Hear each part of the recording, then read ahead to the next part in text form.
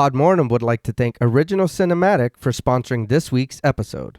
Original Cinematic is a production company that has made it their mission to create, produce, and promote films that are inclusive, honor women, promote the LGBTQIA+ community, and provide prominent positions and roles to POC actors and filmmakers and promote the films of marginalized and underrepresented populations.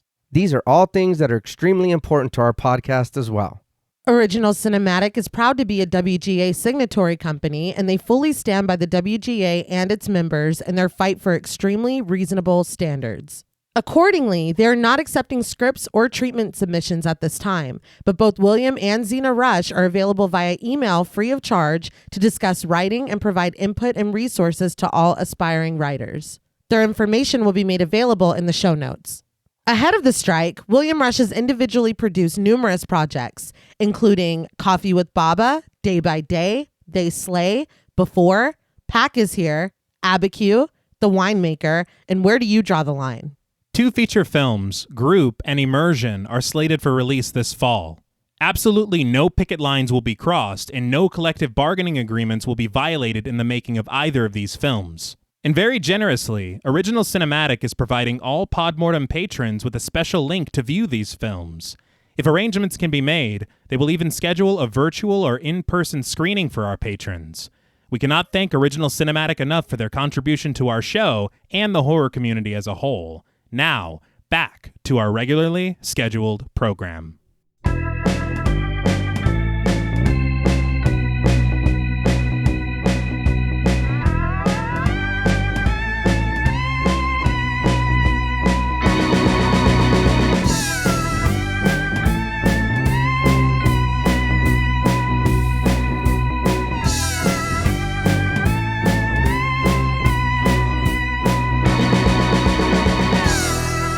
Salutations! Welcome to Podmortem. I'm Travis Hunter, joined as always by my co-host, my sister, and my brother-in-law. Hi, I'm Reneé Hunter Vasquez. Hi, I'm John Paul Vasquez. This week, we're broadcasting live from an abandoned monastery, discussing the 1963 horror anthology, Black Sabbath. This film was directed by Mario Bava from a screenplay credited to Bava, Marcello Fondato, and Alberto Bevilacqua, loosely adapted from stories by Guy de Maupassant, Alexei Tolstoy, and Anton Chekhov.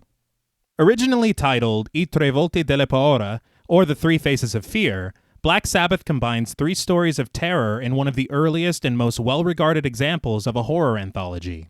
With eye-catching set design, lighting, and cinematography, striking images, an impeccable score, compelling stories, and a wonderful cast including horror icon Boris Karloff, this film would go on to inspire creatives in a variety of fields and is widely considered a horror classic. This film was suggested to us by friend of the show, Bernie H. We'd like to thank Bernie for his continued support of the show, as well as this suggestion. So, Black Sabbath, what were your first impressions on the film? So this was the first time I ever watched this movie. I've heard about it through UT. Mm-hmm. I didn't even know this existed. I didn't know, what it was. But it is a pretty good movie. I had never. It almost feels kind of like theater. Yeah, you know what I mean. Yeah. And that's not a bad thing. No. But yeah, this was kind of a treat. Honestly, I was not expecting it to be this way. I almost thought of kind of Suspiria. Okay. But it's pretty cool. I'm not gonna lie. It's not too bad. I'll be honest. It's not something that I would pick myself, but it is something that I feel like should be given a chance. You know what I mean? Watch it and form your own kind of opinion on it. You know what I mean? But we talked about it before, but this is Giallo or... So this is like the seeds planted for Giallo. Okay. The telephone segment in particular. We talked about it on... So this is pre... Yes. Okay. We talked about it on Blood and Black Lace. Yes. Where this is kind of... And Mario Bava, the same director. Mm-hmm. I'm going to get real annoying on this episode. But it is kind of laying the groundwork for what would become the Giallo film. Okay. I completely agree. It's really funny because T had called me earlier today because we were talking about setting up to record. And he was like, well, did you like it? And I was like, yeah, I did. I was more expecting something like Suspiria. Yeah. So that's really funny that you said that. This isn't wild like Suspiria at all. No. And I had never seen this before either. I've just heard you talk about it a lot. It is a treat to see Boris Karloff. I love me a horror anthology. I've said it a million times before. And the old school ones too are a lot of fun. I agree with you as well. A lot of this feels like I'm watching a play. It feels very theatrical, and that's not a bad thing. One thing that did surprise me a bit was when the story is over, it's just over. Yeah. No, yeah. I'll say, thank you. You know, especially the first one. I was like, Yeah. oh, all right. Yeah. They're like, bitch, we're in story number 2 now. Okay. That is something. Yeah. Thank you for saying that. Because at the beginning, we get a kind of host. Yeah. So that's what I expected. Yeah. Like, all We do right. not. No, there is no cat guiding us through No, this. not at all. But I liked it a lot. I think that it was really cool. I was expecting something completely different, but this is for me because I'm not as knowledgeable as you are, T, about, you know, the Italian horror scene and giallo and everything like that. So just for me, this was an old school horror anthology that, like John Paul said, was a treat. It was I wasn't like, oh my God, like I wasn't completely mind blown, but I had a good time. And it was very entertaining, aside from the whiplash of. Oh, okay. All right, story 2. Yeah. Yes, sir. Well, to quote you, the first time I watched it, I was like, "Oh my God!" Again, though, it's your scene. I can't even express. I love this movie so goddamn much. I think for me, it kind of has everything that I'm after whenever I watch an older film like this. Okay. The flair of Italian horror, the seeds of the giallo film, like we talked about. Yeah. Gothic horror in the second segment, the comeuppance angle that we appreciate in Creepshow. Very EC Comics with that, which I love tremendously. Yeah. There's quiet moments of horror, and then there are some loud moments of horror. Yeah. The cinematography, of course, the lighting, the vibe, the feel, the colors. To me, this is just a very, very well-made film that I love a lot. Yeah. And I'm glad to hear that you both enjoyed watching it, because I know that a lot of these older films can kind of be a harder sell. Right. But I think when you watch them, you see so much where so much came from. For sure. And this is one of them where there's just so much influence you can see taken from these kinds of films that are still used today. Right. I think, especially when it comes to films of this era, for me anyway, I don't expect to be scared. Okay. I expect to kind of appreciate the artistry of it. All right. But I have to be honest with you, watching The Drop of Water, that's fucking scary, dude. I was going to say there's a visual element of that last story that kind of fucking freaked me out. I was working I was working on my script last night, and I was getting to that point. I said, I'll continue in the morning. And it's wild to me because this movie, it's over 50 years old. Right. Very often when there's things that are attempted to scare you in these films, they're more admirable than they're actually scary. Right. You're like, man, that's so cool. They were going for this back then. But I was genuinely terrified. Yeah. But I just think it's a lot of fun, and I think that the actual, and that's one of the things we talked about with Suspiria and Blood and Black Lace. Right. As much as we talk about it, this is a film that needs to be seen. Yeah. Because the visuals are just as, if not more important than the plot summary. Right. So it kind of makes it a little tricky for me because I'm wanting to describe everything. Right. Yeah. But I did my best. But I did want to talk a little bit about the production. Okay. So according to Turner Classic Movies, I read that in 1958 is kind of when this whole process started for this film. So in 1958, American International Pictures is looking for Italian horror films that they can redub in English and distribute in America. All right. And so they would distribute in 1960 Bava's Black Sunday. Okay. And that movie's great, just for the record. Okay. Yeah. Sidebar. Just an aside. But the thing is that it became their biggest hit in 5 years. Oh, all right. So of course, more. Exactly. And so it comes time for American International Pictures. They partner with a film production company in Italy called Galatea. And when they do that, it's almost like we talked about with Puppet Master. They signed a 9-picture deal. And they're going to do these co-productions. Yeah. And so Galatea is like, well, who do you want to work with? And they're like, well, Mario Bava gave us our biggest hit in 5 years. Course. Yeah. So what's he got in store? And so they talk to him, and what he wants to do is an anthology film kind of inspired slightly by Roger Corman's, I think it's called Tales of Terror. It was Poe based. Mm-hmm. And it was kind of, and we'll talk about this in a second, but it was kind of loosely Poe based. All right. Yeah. And so he set out to make this anthology where it's kind of taking the idea of fear and terror and traveling through the ages with it. Okay. And so that's one of the reasons that we see in this film there's so many different eras being evoked. Mm-hmm. That's cool. And it's a great idea. Yeah. And there are authors that he said that these stories are based off of their works. Yeah. We'll talk about I would love, I went down a rabbit hole and there was nothing in there. So I would really there's no carrots. nothing. It was empty. The other it was completely empty. I really do want to talk about that later. Yeah. But Galatea, the issue with the fact that they were producing with American International Pictures is AIP kind of had their own idea of how things should go. Right. And the difficulty there is that whenever they're financing the production partially, they're kind of impeding on what the Italian release is also going to be. Ah, okay. So okay. it gets a little tricky for Bava, and he keeps getting these memos from AIP, and it's just pissing him off. Yeah. And so he went one way with it, and then when it comes to AIP for them to cut it for their American release, they fuck it up. Of course. So this is not an existing thing that is already out in Italy. They were being released at the same time. Now, as far as I'm concerned, I believe it was released in Italy first. Okay. And then it comes to America, and then they do their release. Okay. All right. But the thing with theirs is that they changed so much, and we'll go through each of the segments. There's one that is so egregious that I was watching the American version this morning, and I busted out laughing. Now, are you sure it was Americans that did this? Are we sure about that? May I hate to break it to you.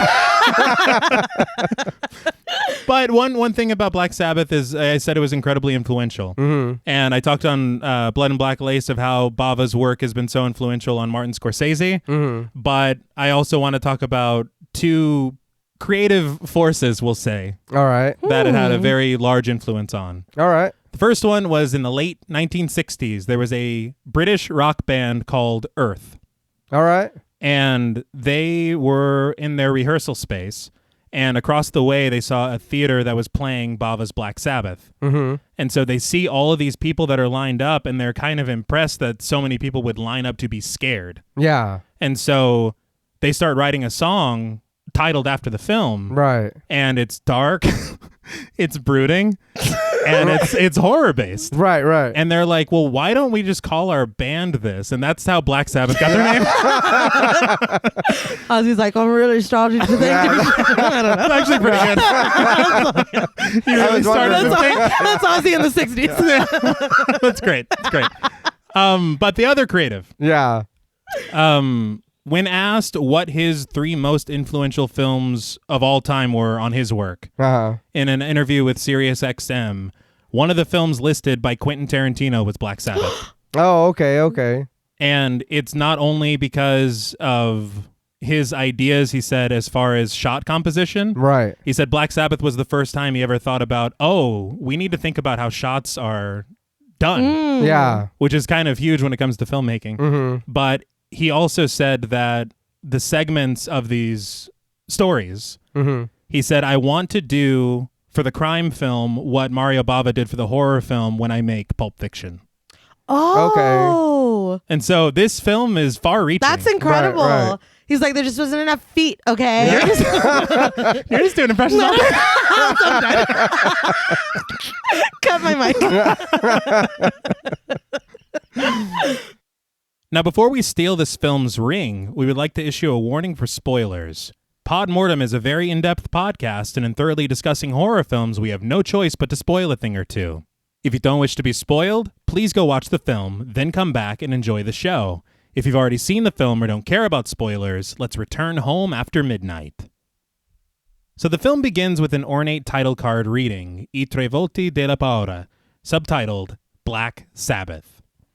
A suspenseful score mounts as the opening credits continue. So I love the music in this film. Yeah. Mm-hmm. The composer was Roberto Nicolosi, who worked with Bava on a ton of projects, including Black Sunday in 1960, which is amazing, as I said. Yeah. And interestingly, as well as a couple of entries here, at least one of them is based on a Russian story. Okay. Very cool. There's a film called V that's a Russian horror film that Jules showed me, and it's basically the same source material as Black Sunday, and it's amazing. Oh. Oh, all right. But Nicolosi also composed the music for The Evil Eye, which is also known as The Girl Who Knew Too Much, which came out the same year as this film. Oh. And many people cite that as the first Giallo film. We all know I disagree. Yeah. But whenever this film was released in America, they scrapped Nicolosi's score, and they had music composed by a guy called Les Baxter, who did all the music for Roger Corman's Edgar Allan Poe films. Oh. Which also, most of them starred Boris Karloff. It feels like they were just trying to recreate the sauce. Yeah. That Like, they're let's, yeah, we'll just do that again. And I did want to, just as a sidebar, to point out, the Italian credits just sound much cooler than the American ones. Mm-hmm. Instead of editor, it says montaggio. That's just so cool.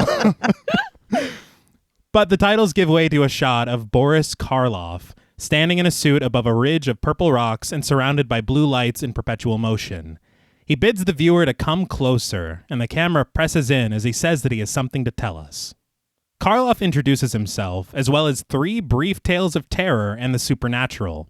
He says that he hopes we didn't come to the cinema alone, because as we will see from watching the film, specters and vampires are everywhere. There might even be one sitting right next to you. Maybe he lives next door to you. We carpooled to the theater. Yeah. I have to say, I sincerely did not expect Boris Karloff to be here giving us the Marge Simpson. Now, I want to warn you that tonight's episode is very scary. Yeah. I was not expecting that. No, it's honestly wild. And I mean, just the meshing of worlds to see Boris Karloff in a Mario Bava film is wild. I did read that the next film that Bava made starred Vincent Price. Ooh. Oh, okay. And it's not a horror film. Yeah. Really? Yeah. Just Huh. interesting. Yeah. I got a lot of Twilight Zone out of this. Absolutely. Yeah, and for I sure. was like, all right, so let's see what we're going here. You know what I mean? Yeah. Where are we going to go? What are we going to do? It feels like a horror anthology. Right. Yes. And you love it. Yeah. But Karloff assures us that specters and vampires go to the movie too. It's good for them. We all need to get out. You know? Yeah. It's not all about work. Right. But he says that vampires look perfectly normal, and in fact they are, except they have a strange habit of drinking blood. It's a hell of a habit. Yeah, so we are a little different. I think for them it's more of a necessity. Yeah. This weird habit of like eating and whatever. That's so strange. You know, sometimes I like to eat. But the camera presses in tightly on Karloff's face as his visage is bathed in red light, and he elaborates, especially the blood of those they love. I'm safe. I don't know these vampires. But he chuckles, admitting that his chattering is wasting time, and he suggests that we begin our first tale.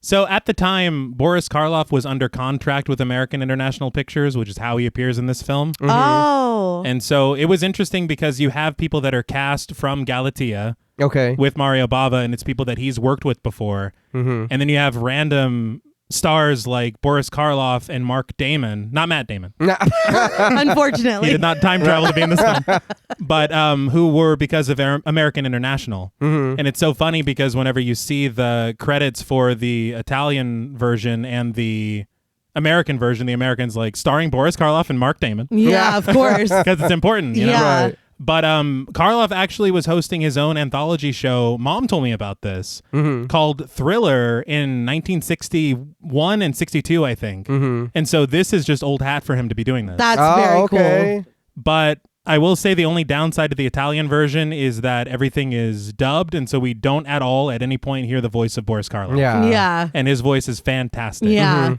The opening in the American version is also very different because it's kind of he looks like Fenton Meeks when he's floating.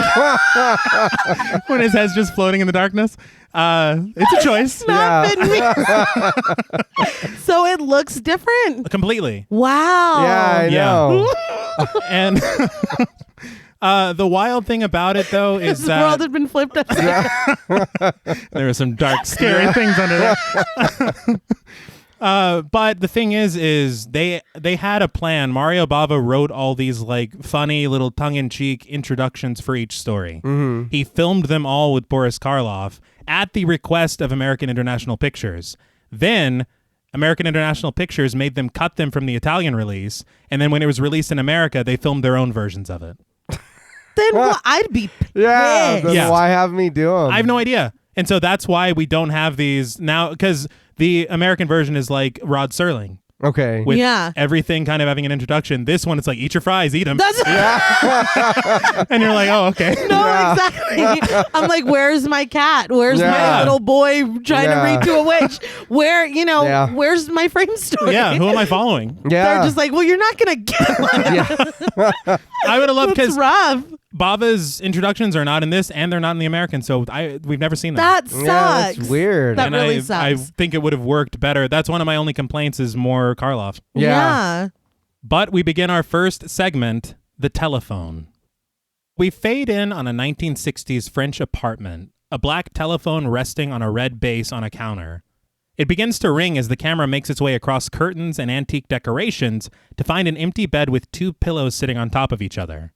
We then get the title, Il Telefono, the telephone. Rosie, played by Michelle Mercier, arrives home, closing and locking the door behind her as she turns on the lights and takes off her coat. She removes her high heels and the camera follows her to her bathroom. But before she can continue her nightly routines, the telephone rings again and she rushes to answer it. They couldn't have just texted? It's... We don't like phone calls here at Podmortem.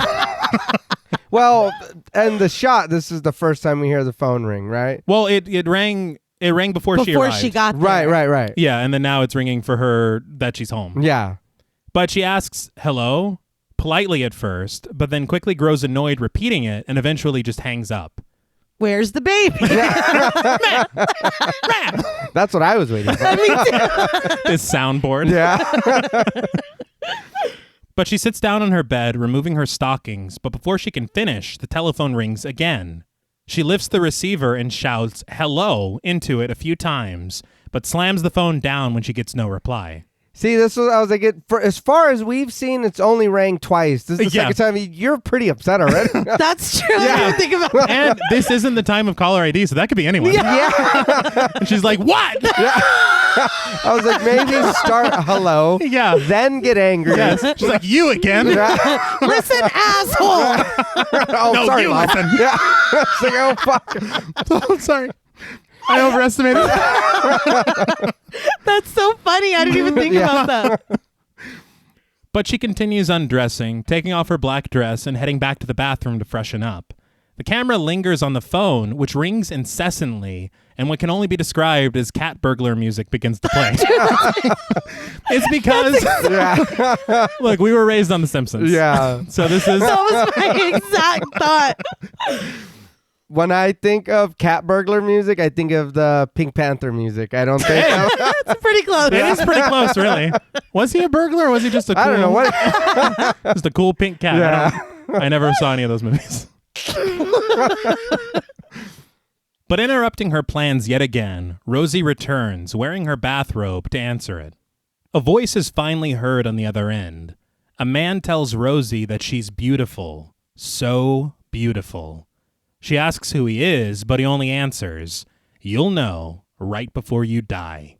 So, very quick escalation. Mm-hmm. Yeah, it went from absolutely nothing to this. Yeah. So when you die, Yeah. Hey, why didn't he say, "I want to know who I'm looking at"? Exactly. I want to know who I'm talking to. It's like, dude, I heard you. You didn't. That is not what you said.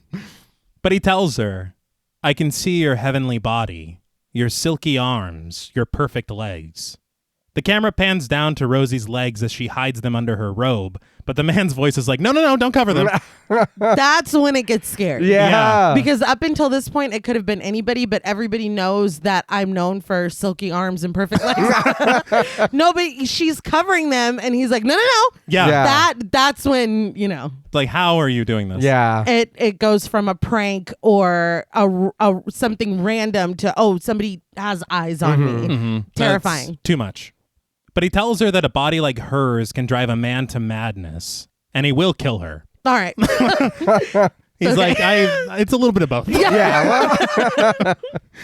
But she asks who he is, and her voice grows more frantic. But when he refuses to answer, she hangs up on him. So we already kind of referenced it a little bit, but I do feel like that there are a lot of parts of this segment that could be traced to Scream. Yeah. Okay. I have a few things about that. And I honestly feel like Scream would make a perfect giallo film. Really? There are so many giallo elements already in Scream that we could do a proper one if you give me the reins to it. That's all I'm asking. This is why we're doing this episode. I want to take. I love that it's you. Yeah. Me. Of course. I just want to take control of the Scream franchise. Not someone. Me. Well, you guys can help if you want. Okay, cool. JP's like, I guess. Yeah. But later in the night, Rosie sits on her bed in her house robe, smoking a cigarette. Her eyes wander around the room, but settle on the telephone as a clock ticks in the background. She eventually stands up, putting out her cigarette, and is about to climb into bed to sleep, but the phone's loud ringing interrupts her again. Tense music mounts as Rosie raises the receiver to her ear. The voice asks her, "Why did you put on your robe?" He says she should have stayed as she was because he likes her better with nothing on. In fact, that's how he hopes to find her. He tells her that he'll get in, even if she locks the door. Rosie asks him again who he is and what he wants from her, and he reiterates, "I told you, I want to kill you." No, okay. Yeah. Just to clear it All up. right, yeah. Just want to clear it up. Okay, Well, thanks. I mean, it's. I think he's making it quite clear. Yes. I don't want anything else but to murder you. Yeah, he said it That's a few times. Yeah. You gotta respect someone who is clear in their intentions. Yeah. At least that. But that's all. Yeah. It stops Right. there. Yeah. But he does add another detail. "I want revenge." Sweat coats Rosie's brow as the voice tells her that she did well to turn on the lights because he wants to see her die. He asks her, "Do you understand, Rosie?" And instead of answering, Rosie just lowers the phone to hang it up. We get a wide shot of Rosie standing at her phone in the middle of her empty apartment. So 2 things. First of all, the production design in this film is incredible. Mm-hmm. I love the look of this apartment. Yeah. The decorations, the way that it is just so brilliant. But I love this shot cutting to the wide after this phone call so you can sell this feeling of being watched. Right. Yeah. But also this odd feeling of I'm alone, but I'm not alone. Yeah. It's very good as far as suspense is concerned. I did want to comment on that as well. This apartment, honestly, for being in, what is this, 62 63. or 63? Yeah. This still looks like an apartment somebody would have right now. Oh, yeah. No, I like it. You give me some money for the thrift shop, and this is... Well, it's really cool. Yeah. Like, Yeah. It looks pretty cool. Yeah. Down to the furniture. Yeah. Mm-hmm. But Rosie walks through her apartment, clutching her hand to her throat and looking around nervously. She finds her way to the bar and quickly pours herself some liquor and drinks it. I was a little surprised that there was no attempt to call the police or Yeah, that. any help. Like, her life has been threatened multiple times, and she's like, well, I'll just drink and smoke about it. Like, okay. Well, yeah. Yeah. Because I know he does mention it later, but then is she like, damn it, I should have done that?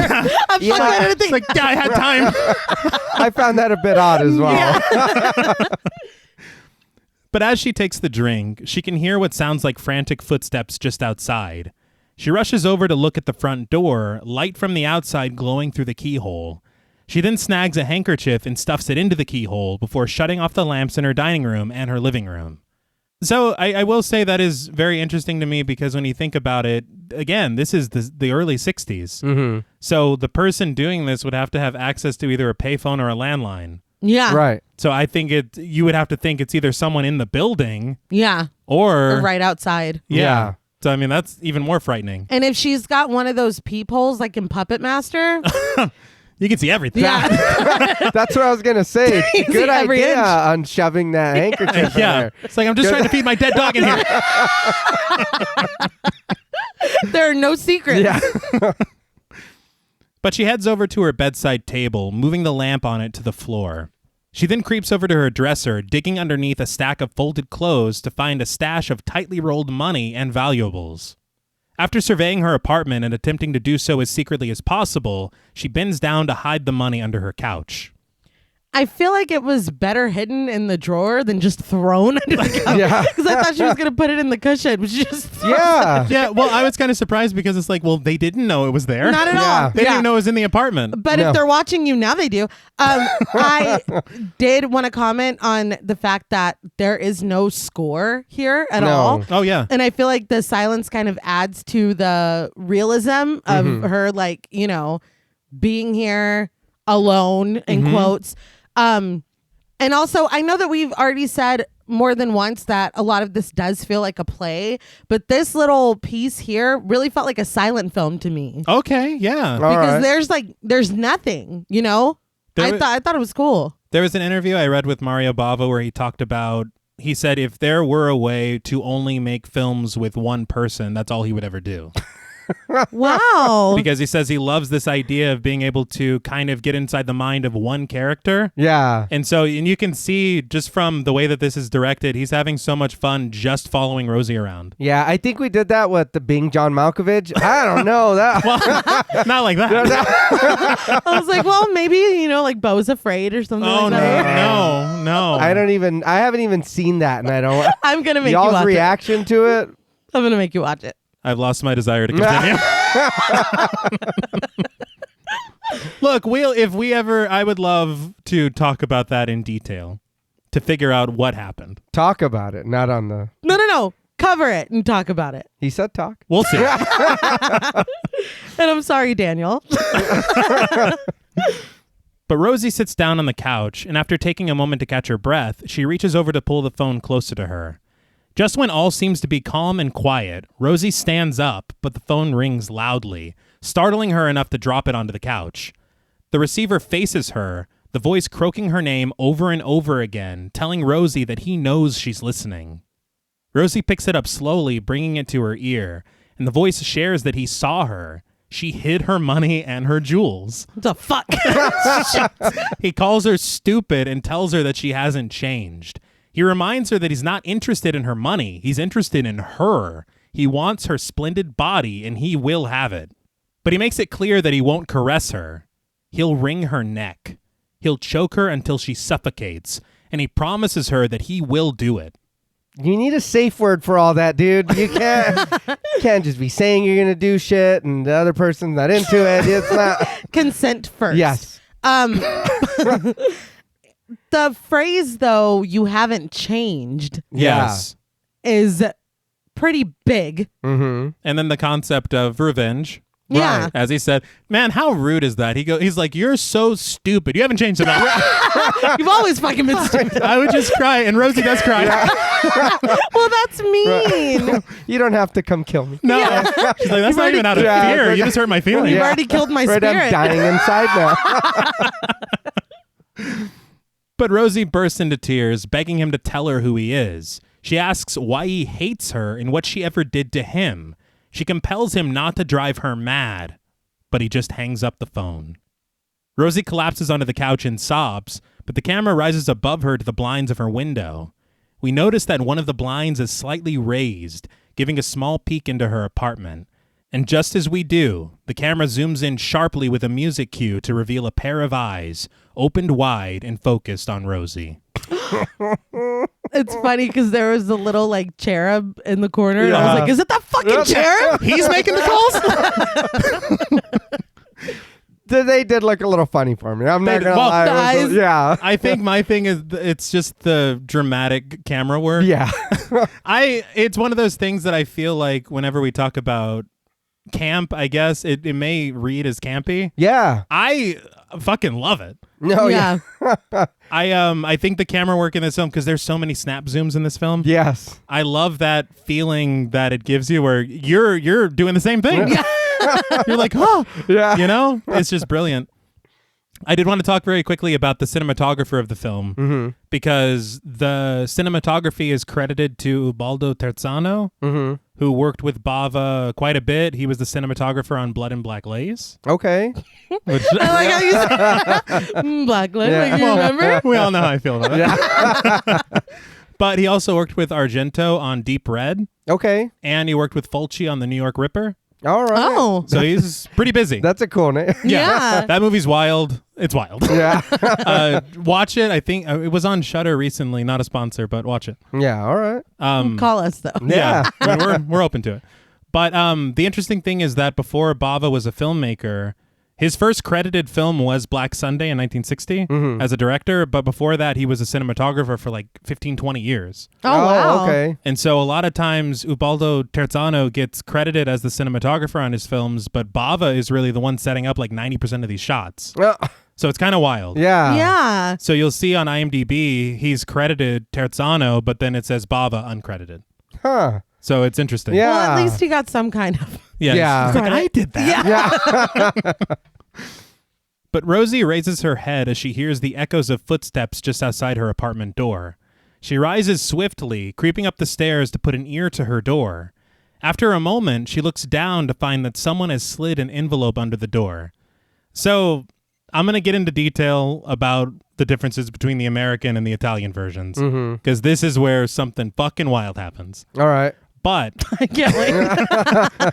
in the American version, there is a deleted scene where there's a neighbor outside walking their dog, and they come inside the apartment building, but it focuses on a shadow that's outside the apartment. Okay. And so the neighbor comes upstairs and he walks past Rosie's door, and she opens the door because she just saw a letter fucking thrown in there. Yeah. Yeah. And he's like, "Are you okay?" And she's like, I'm fine. It's like, you're not fine. No, I'm not. Yeah. And so she's like lies and says that everything's fine, and she just goes back into her apartment. So it's an unnecessary scene, but it might have been kind of interesting to have here. Yeah. To where it's like she's not completely alone in this apartment building, because it is very isolating what we have. Right. Yeah. Right. But honestly, that would kind of be a break from the tension if we go outside the apartment for a moment.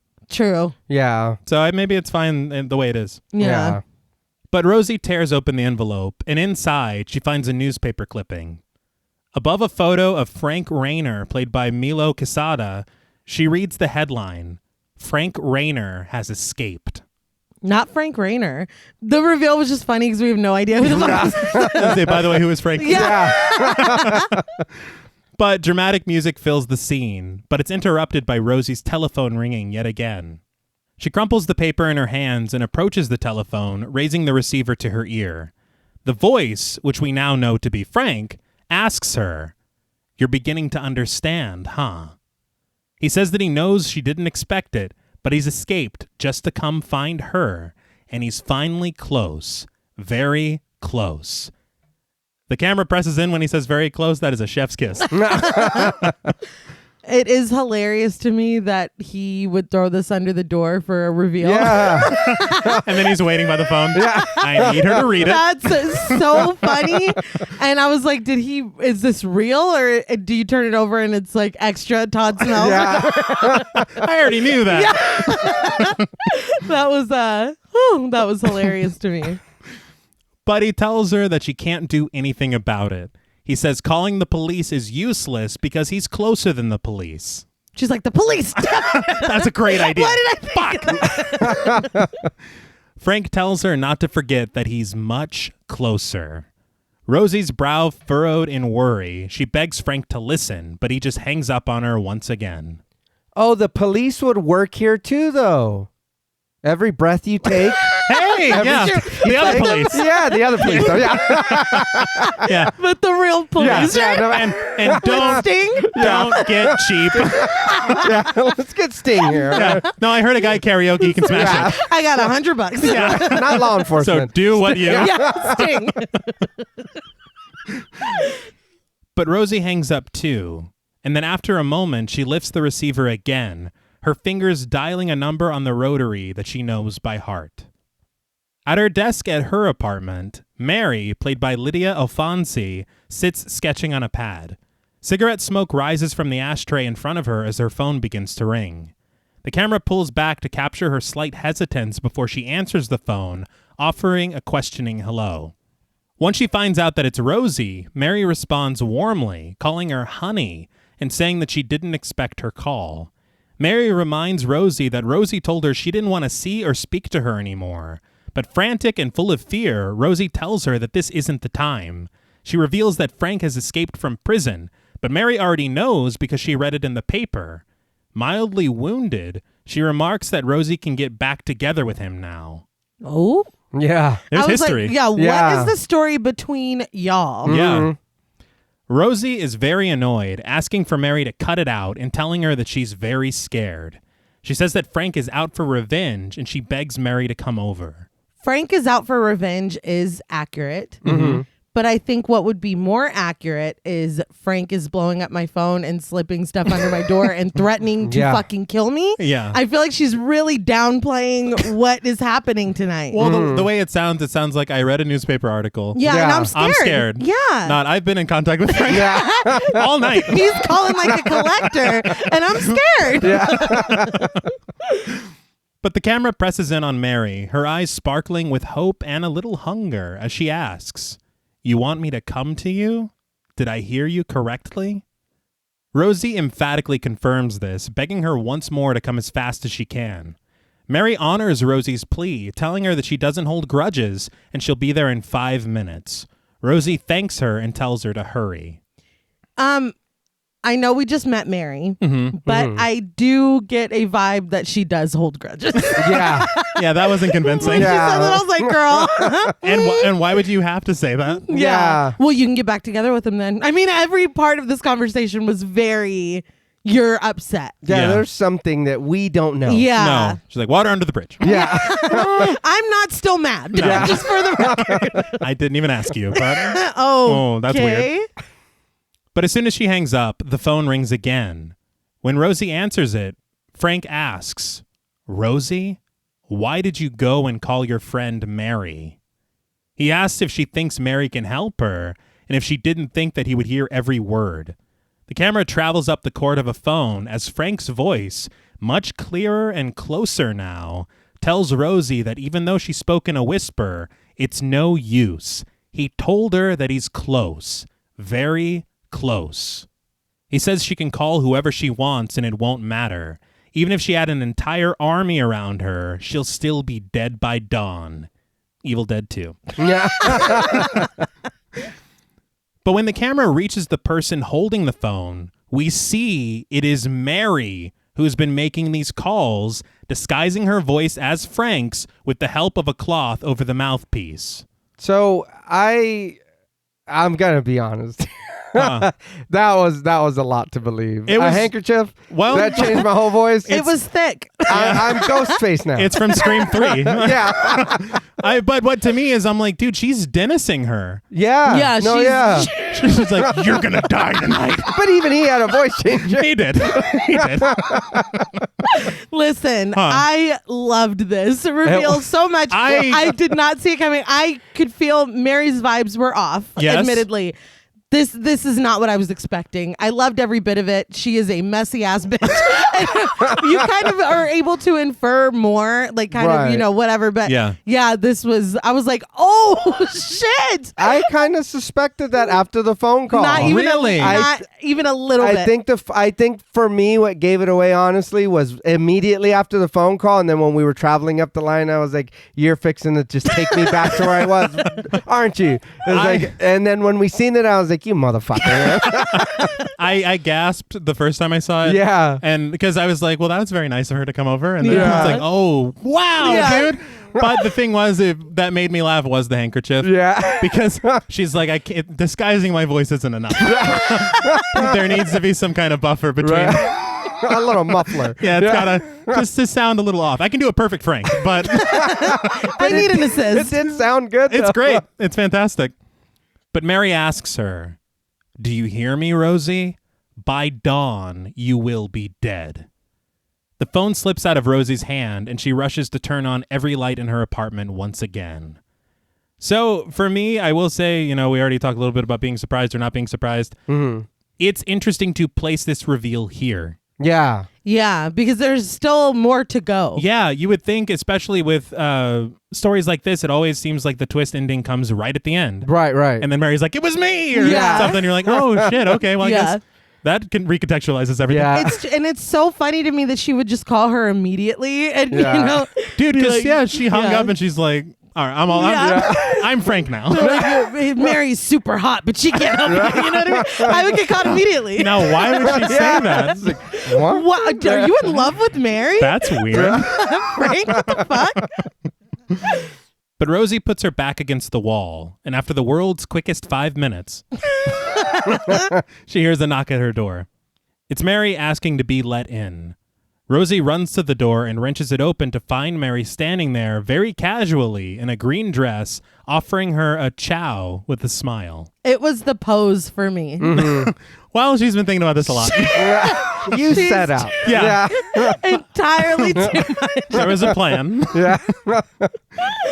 But Rosie asks how she got in the building, but Mary just answers jovially that it was unlocked, descending the small set of stairs into Rosie's apartment. I love this sunken in. Oh, yeah. That's a dream. Yeah. But Mary reclines against ornate furniture, snidely remarking about all the lights turned on in the apartment, asking Rosie if she's the mistress of the guy who reads the meter. Ooh. That was shade. Yeah. It was. She's like, because I know. Yeah. Rosie just follows after her, holding a nervous hand to her stomach and not responding to the joke. Mary apologizes, saying that she forgot that Rosie has a fine palate, so it must be the CEO of the company instead. Why did I ask you to come here? Yeah. It was easier being scared alone. Yeah, no. You can leave. The dude on the phone's insulting me enough. Yeah. He called me stupid earlier. I don't need this shit. But Mary turns off the lamp on the dining room table, but takes her time rounding the corner as she surveys the apartment, and Rosie mixes cocktails for both of them. This reminded me a lot of when Ordell Roby goes and visits Jackie Brown. Yeah. In the motion picture Jackie Brown. Yes. When he's switching off the lamp and she's making them that scene is so screwdrivers. fucking tense. Yeah. Oh, it's so good. It's basically the same thing. Yeah, it is. It's I love that movie. Yeah. Let's watch Jackie Brown. Let's talk about it. Absolutely. But Mary rests against a decorative divider, saying that she sees that Rosie hasn't changed the place much since the last time she was here. Everything is just as it was when they were friends and she came over all the time. Rosie brings Mary her drink and finds that she's casually sitting at the foot of her bed. They clink glasses together and Mary remarks that it's just like old times. She scoots over, inviting Rosie to sit next to her and to tell her everything, but Rosie just turns away annoyed, saying that she isn't in the mood for humor. I don't know the joke there. Yeah. So what's going on with you? Enough with the jokes. We get it. You're hilarious. Mary understands, though, but Rosie retreats to her couch, explaining that the calls have been happening all night, and Frank has been saying such terrible things with a cold, threatening voice. She says that he knows everything that she does, every move she makes. She says when he called the first time, she was wearing her bathrobe, and he knew it. And then later, when she put on her house robe, he knew that too. She says it's as if he were in the room, spying on her, ready to kill her. I gotta give it to Mary. I couldn't keep a straight face watching any of this shit. She's like, was it? Well, you said what? Why are you? It's me. Fuck you! Like, God damn it! I was gonna say. Now you said his voice was cold. It did sound good though, right? But it sounded exactly like Frank. You believed it was him, right? I mean, it was him, but Like classic Frank though, right? It's like it was like he was speaking through a handkerchief. But it was Frank. Yeah, but it was totally Frank, right? She's sweating.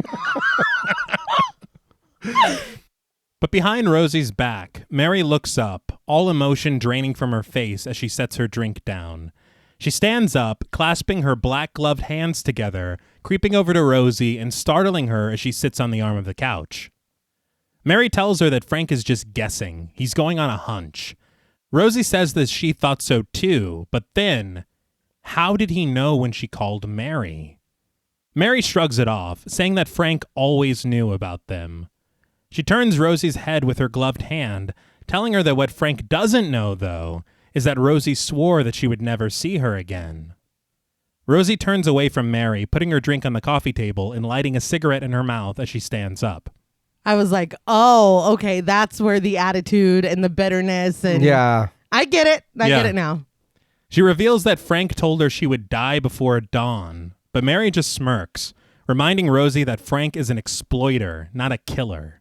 She says that Frank was just trying to frighten her, but Rosie says Frank knows she's the one that turned him in. She says that she's scared, but Mary attempts to quell this fear, picking up the telephone and placing it back on the table. She tells Rosie that they'll go to the police together tomorrow. She leaves the phone off the hook, saying that Frank can call all he wants. But she then asks Rosie to let her borrow a nightgown, and in the meantime, she'll make them some tea. Now, you got here really fast. Yes, you did. Too fast, Yeah. some might say. You're not worried that Frank's making these threats? That he's saying he knows what I'm doing? Mm-hmm. I mean, obviously she doesn't know what we know. Yeah. Yeah. But like, there's no urgency in your voice or your actions to help me. It's What do all- you mean go to the police in the morning? Yeah. It's almost like you were right outside the window. Yeah. It is pretty brilliant of her to take the phone off the hook so that she can't correlate that no calls are happening since Mary got here. Yes. Yeah. That's pretty fucking, like, I know that we're not supposed to be proud of Mary. But Yeah. good show. But, But you know, that's what I'm saying. You don't. No, nobody's gonna bother us. Go fetch me a I'm not- nightgown. yeah. What? Wait. let's get more comfortable. Yeah. I'm not proud of Mary. That's not an endorsement. Not at all. But Rosie heads over to her dresser to retrieve a nightgown as Mary walks into the kitchen. She reaches her black-gloved hand to a drawer, opening it up and taking out a spoon. But she then reaches for a sharp knife, and the camera presses in tightly as the blade shines in the light and the music dramatically mounts. I loved the dramatic super zoom on the yeah. knife. That was great. And this is straight out of a Giallo film. Okay, I was gonna say because it kind of like the thing in Signs when he pulls out the knife, Oh, yeah. checks his hair, and then he's like, "Let me see the alien." Yeah, check this there. It's like, I want to meet this alien looking my best. But Rosie holds up a garment, looking at it, and when she puts it down, Mary is standing right behind it, which causes her to jump. That was a little cruel. Yeah, She's already a little shaken up. yeah. But Rosie notices the knife, asking Mary what she's doing with it. But Mary just snatches the gown from Rosie and stashes the knife under the pillows on the bed, saying that you never know. Mary takes off her gloves, asking Rosie if she's still afraid. Rosie says that she feels better now, and Mary tells her to go to bed then. She then changes into her nightgown, as does Rosie. She's feeling much better now. Yeah. So, That's 2 M. Night references in a row. I did want to say the thing is, we don't really know exactly how angry Mary is. yeah. And so when we see this knife, we don't know. What she's planning to do with it. Yeah. Though I mean, I get the whole, maybe just so we could feel safe, in case somebody does break in. Yeah. But again, you're acting a little weird. Yeah. And you've been acting weird. Yeah. Yeah. And there's this, and then there's something in a minute where it's like, I feel like you're doing something very horrible. And then she's like, no, I'm just, it's just in case. Yeah, again, I'm like, how mad are you? Mary, I'm afraid of you, dude. Straight up. But in the kitchen, Mary sprinkles something into the tea kettle on the stove. And Rosie catches her doing it. She asks her what she's putting into the tea, and Mary answers plainly, poison. Compliments of Frank. But then she laughs, telling Rosie that it's just a tranquilizer. What a riot. She's Yeah. so funny, dude. And honestly, a tranquilizer sounds pretty severe too. But I feel like it really, first of all, it was really bold because she was just doing it. Yeah. But it speaks to like a sense of familiarity and trust that at least they had, if not still have. Yeah. That she's like, it's just to help you sleep. Like, shut up, calm down. And she's like, she accepts it. Yeah. You know? And I mean, she knows where the tea kettle is. She knows where, Yeah. Yeah. So they've known for a long time. Yeah. Right. And so I understand why Rosie's like, all right, I'll drink it. Yeah. Okay. But she pours Rosie a cup, telling her that it'll do her good, commenting on how shaken up she is. As they head into the bedroom, the camera lingers on the kitchen window, the light transitioning from white to purple to blue to signify the passage of time. I loved this a lot. Yeah, I thought it was cool. Because we're passing from the dawn that she was supposed to die during almost to the early morning. Right. Yeah. I guess because Mary's like, I don't have to kill you. I got mad earlier. Sorry. He's acting out of character. Yeah, my bad. But we then find Rosie knocked out on her bed in a deep sleep, and we pan across the room to Mary, who is sitting at a desk writing a letter. I was a little bit scared when I saw Rosie. Yeah. Because you can't really tell if she's asleep or dead. Yes. Yeah. But we see what Mary has written is a confession. It reads, Dear Rosie, I'm sorry I frightened you so, but it was the only way for me to get you to reconsider your decision that caused me so much pain. Reading about Frank's escape gave me the idea. The voice you heard was mine. Don't hate me for it. Was seeing me again really so bad? Okay. There's a lot. Yeah. Yeah. This is sad. Again, I don't endorse what Mary has done. Right. But it is sad. There's other ways. There's many other ways. Uh-huh. But it did make me laugh that Frank really did get out. Yeah. No, he's... That really happened. Yeah, it's dangerous, and you did tell on him. She saw it in the paper and was like, I'm going to get this bitch. Like, she just capitalized off of that. That's so funny. That is so funny. Use it. I was like that she faked it and this was some elaborate. No, we really are in danger. But Mary stares at her written words as the camera zooms in on a door in Rosie's kitchen. The doorknob slowly twists and the door quietly opens with a shadow darkening the doorway. The shadow creeps across the floor, finding Mary seated at the desk in a POV shot. We see that the shadow belongs to a man who quietly retrieves Rosie's stockings from a chair and wraps them around his hands like a garrote. He brings them down on Mary's throat, strangling her, and as she peers up in horror at her killer, we see that it is Frank. Damn. It's wild that his first...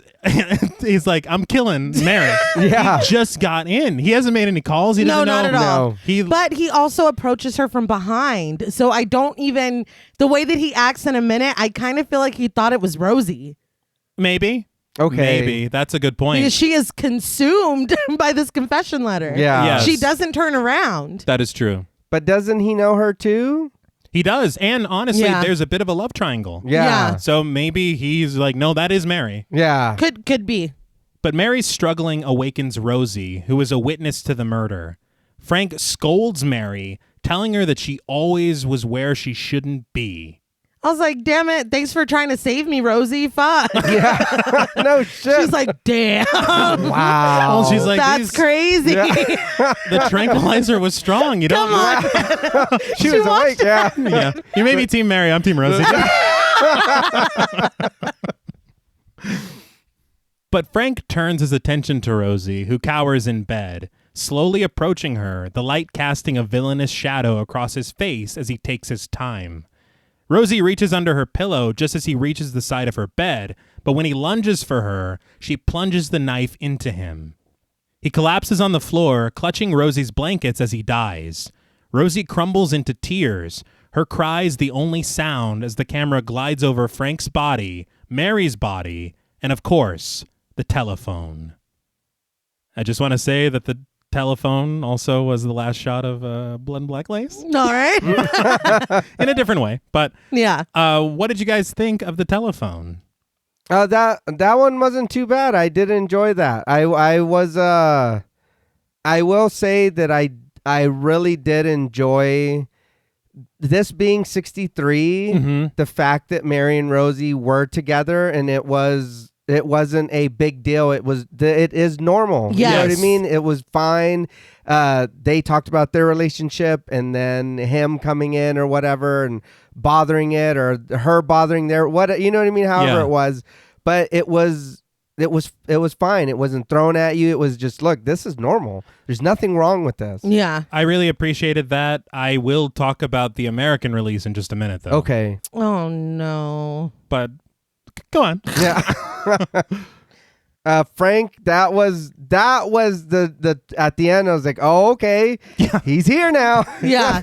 It made me laugh. You're like, he actually was released. Oh yeah. I was like, oh no, Shit. That's real. Or no, he escaped. I'm sorry. yeah, he's been watching. Yes. So again, that too. How much of that was he watching the whole night while she was wandering around taking these phone calls, and he's just there like, who the fuck's she talking to? I didn't do that. Yeah. It's like, I'll wait. Yeah. No, I agree with you. I really loved the representation as well. It was funny to me that since the reveal, I thought that Mary was crying wolf. But not only is the wolf real, it's on its way to the house. Like, that was really cool. My only complaint is that I feel like when Frank finally does roll up on the scene, it is a little bit anticlimactic because Rosie kills him in 30 seconds. Oh, yeah. You know, but everything leading up to it, I was at the edge of my seat because I thought Mary was going to kill her. Yeah. Oh, yeah. Twice. Yes. Yeah. So it's a very, very interesting story, and I love the way that it's told. Mm-hmm. That's the only thing for me is that it's like, oh my God, he's dead. No, yeah. All right. Yeah. And then we get no hand holding to the second story. It's like, boo, Yeah, no, that's it. it's over. That is true. I love the double reveal of her being the one making the calls. Yeah. And Yeah. Frank still actually being a threat. Mm-hmm. And I feel like it's also very cool as a story because it's like, one lie led to all of this. Yeah. And it is something that she actually was afraid of because she did turn Frank in. That did happen. That's what's so funny. That's just real. This problem, it really is happening. Yeah. Yes. But I love everything about this one. The set design, the way that they use the camera in dramatic ways. Mm-hmm. The seeds of the giallo film. Right. Fantastic. I think it's a very good opening for the anthology. Okay. Because in my mind, one thing that happens a lot in anthologies, we talked about it on VHS. Mm-hmm. You begin with the strongest one. Yeah. And then it kind of peters out after that. Yeah. This one, I wouldn't say is the strongest one narratively. Right. It's a very simple story, but it sets this perfect vibe. Right. And because I read a lot online, people were like, this is a boring segment to start with. I'm like, what? I don't think no, so. not No. at all. I think the word vibe is absolutely perfect Yeah. because it's really telling us what this is. Right. Or a good way to peter in. Oh, Yes. God. A little decorum. That was your fault. I didn't mean to do That that. was your fault. Did I do that? That's a giallo thing too. No. Sure. One thing I will say when I talked about the American release messing up the film, Right. this is the second segment in the American film, Okay. which doesn't really work for me at all. What's the first one? The first one is the drop of water. Oh no. Yeah, I don't. No. That feels very wrong because Mm-hmm. that is a closer. Yeah. Yeah. So I don't really understand why they did that, but I also want to talk about what they changed Okay. because the telephone is the most altered segment in the American release of Black Sabbath. All right. Well, if they moved it from the front, it kind of like they didn't like it. Yeah. If they moved Yeah. it from the front and altered it that heavily, they must not have liked it, right? And I don't think they did because they changed, firstly, Mm-hmm. Mary plays a much smaller role in the American release because they get rid of the relationship between her and Rosie. Of course they did. They said the idea of two women together was too adult for American audiences. Fuck off! I was like, you are fucking joking. That's stupid. disgusting. Yeah. I don't say that a lot, but that's stupid. That's Yes. fucking ridiculous. They also got rid of the references of Rosie being a sex worker. I can see that for sure. Yeah. And they said it was for the same reasons, which, again, that just shows the sensibilities of European cinema versus American cinema Yeah. at the time. But the way that they decided to tell this story Mm-hmm. is that Frank is not Rosie's former pimp. Frank is a ghost. Folks. Why? And because Hold the fuck wait, on. yeah. Hold on. wait, I will tell you exactly how, but I want to know your question. I don't even know why. I just need a second. Okay. And I want to be clear. I say that I can see them doing that not because I agree, Right. but because come on. Yeah. That is absurd. Yes. Okay, go. All right. And I do want to preface this by saying it's really dumb and I hate it. All right. Okay. But here's how they made Frank a ghost. During the second call, Rosie says, "But Frank, you're dead." Yeah. All right. That's step one. Okay. Brilliant. Super cerebral. Yeah. Great writing. But Yeah. the second thing is, you remember when Rosie receives the envelope under the door? Yeah. Well, There's ectoplasm. Does it say I'm a ghost? Frank. Signed Frank. No, here's what happens. Okay. So we see her open the envelope. Yeah. And then it freezes for about 45 seconds where we get an insert shot that was filmed completely separate from this film. Of course. Yeah. It's a blank piece of paper. And then it appears that someone in maybe Microsoft Paint is writing in cursive a letter from Frank Oh. in real time. And so she is holding this letter in her real hand, watching this letter being written by a ghost. But because that wasn't what was filmed, we get her same reaction to seeing this newspaper clipping. So she's kind of just like, huh. And To a super letter, chill. A supernatural letter writing itself. Yeah. Why? Okay, cool. I do cool. not know, but the thing is as well, whenever you see her doing that, you see the fucking letter being written. And then when you cut back to her, she's clearly holding a newspaper clipping. Oh my God. So I don't know. But the note as well, because whenever she calls Mary, it isn't about their former relationship, because in the American version, they were never together. Okay. So what it's about is I'm getting calls from Frank, and Mary's like, Frank's But dead. he's dead. Yeah. Are you okay? And she's like, I'll come over because you're getting calls from a ghost, basically. Yeah. So that's why Mary comes over. That's trash. To make it even worse, Mary's note that she writes at the end, the confession, it's a note telling Rosie that she needs to see a psychiatrist because she's seeing ghosts and talking to them. So then What? Frank comes in, Frank's ghost comes in Frank's- Right. and murders her, and then yes. Frank's mess. Rosie double kills him?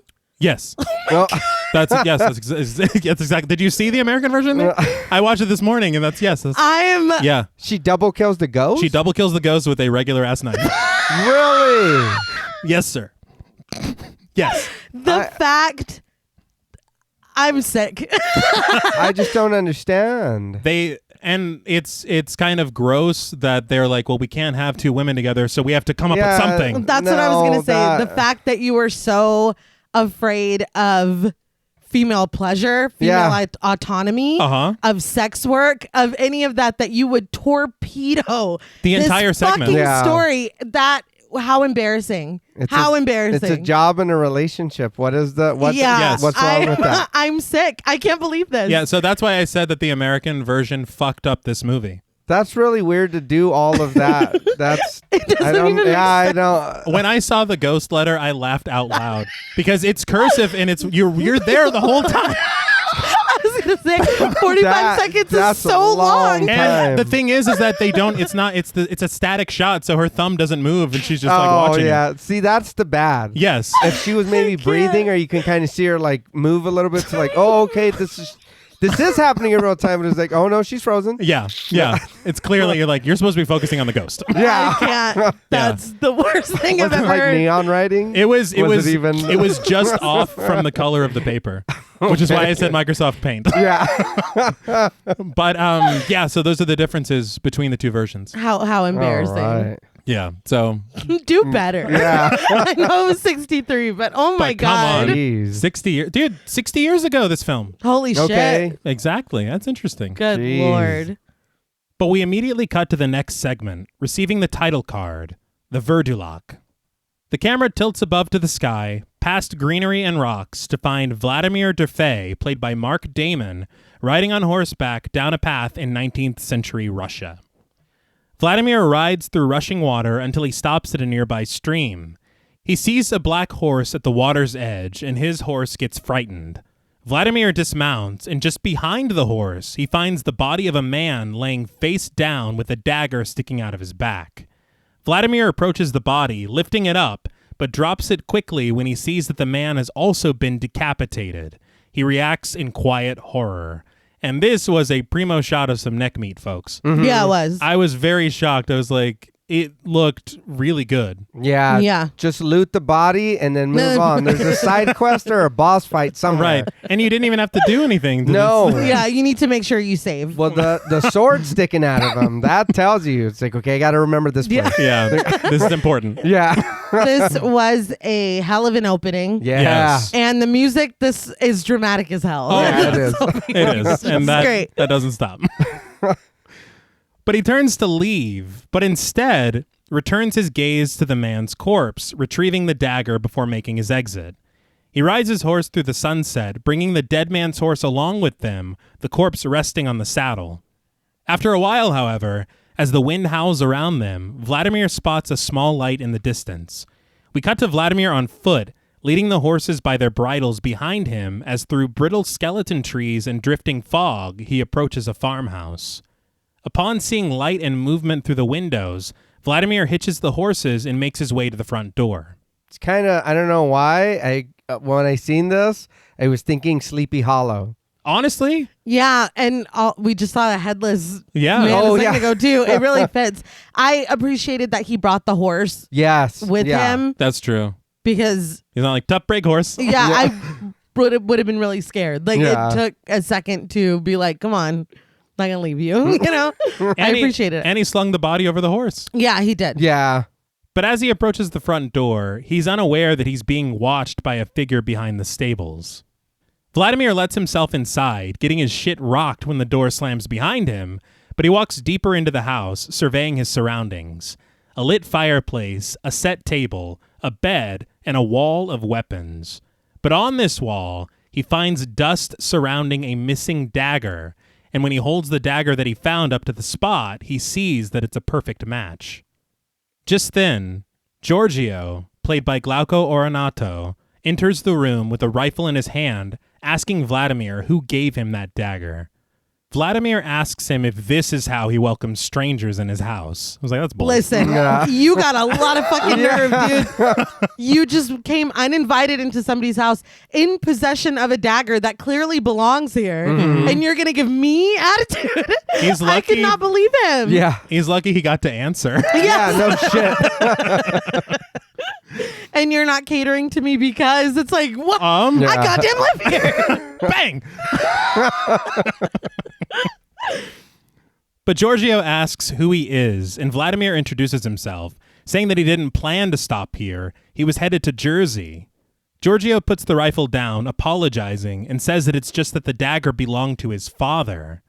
Vladimir hands it over, and Giorgio asks him where he found it. Vladimir pauses for a moment and then tells him to come and see. As they exit, the camera moves around a stone wall to find a small set of stairs just off from the fireplace.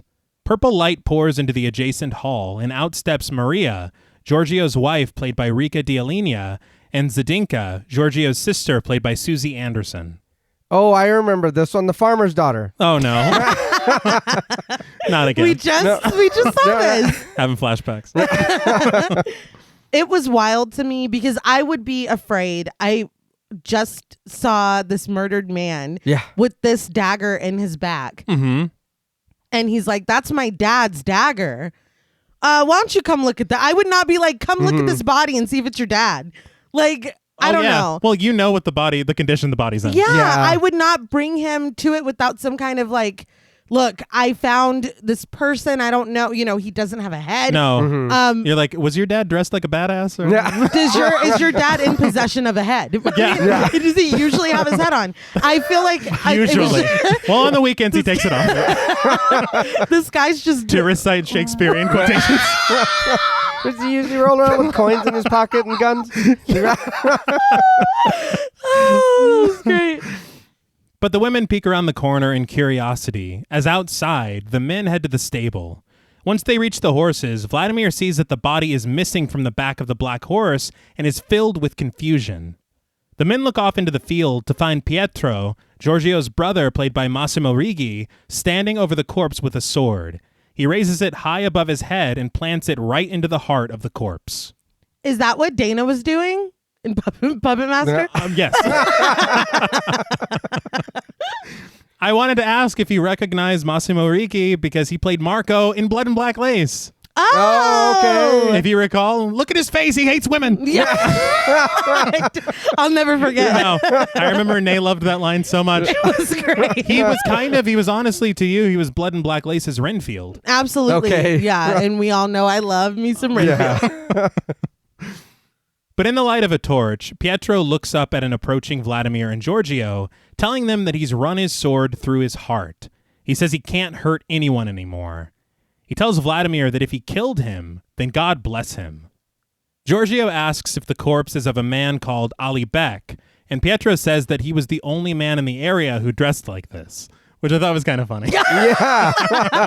So to me, this was setting up that this body was staged. Yeah. Yes. And my clothes that everybody knows me for wearing are now put on this corpse. Mhm. That's where I thought this was going. Yeah. Wrong. I thought the same thing. Okay. Yeah. But when Vladimir makes it clear that he doesn't know who Ali Bek is, Giorgio explains that he was a Turkish criminal, a horrible man who killed many people in this area. Pietro is a little annoyed at Vladimir, telling him that he should have been the one to drive a sword through Ali Bek's heart, and Vladimir doesn't understand why he should have been responsible for that. Yeah. I don't know anything. Yeah. I'm not from around here, dude. Yeah, Remember, I was traveling to Jersey. Yeah. I don't know who that is. Yeah. I woke up this morning, got myself a gun. Pietro spells it out for them, though. He says that they say Ali Bek was a vurdulak. Even more, Giorgio hands Pietro their father's dagger, telling him that when Vladimir found Ali Bek, it was in his back. Pietro holds the blade tightly in the fog and under the light of the moon. This is a great shot. Yeah. So the Arthur fist with the sword, is that? The meme has evolved. But back inside, Zdenka serves Vladimir a steaming bowl of stew as Giorgio tells the present plight that the region is going through. Vladimir tears a thick-ass piece of bread as Giorgio explains that they all live in fear. No one is safe, and the number of victims grew by the day. It was funny to me how comfortable Vladimir is. No, yeah. Yeah. It's like, can you pass the... It's like, no, that bread's for lunch. God damn it, dude. You're not supposed to... He tore it with his bare hands. Just keep the whole fucking thing. It's just... He's like, that was the plan. Yeah. It's very funny. But Giorgio says that any other scourge would have been easier to bear. At the other end of the table, Maria feeds her and Giorgio's son, Ivan, who is uncredited but plays a pretty big role in the segment. Yeah. He's uncredited? Yeah, that surprised me. Yeah. Usually they'll Just have... grabbed a child. Yeah. He belonged to the studio. Hey, put this on. Even as himself. But Giorgio says that when Ali Bek killed their foreman, his father decided it was time to hunt him down and stop him once and for all. Pietro, who sits by the window, says that he and Giorgio wanted to go with their father, but he wouldn't let them.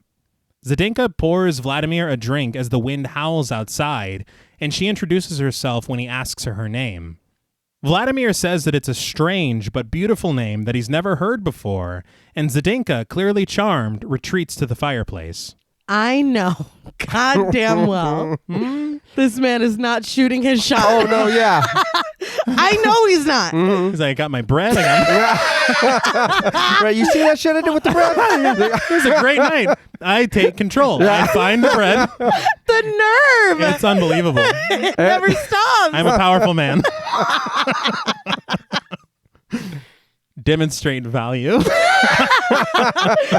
everyone just running the dinner system? I guess so. But Vladimir sums it up.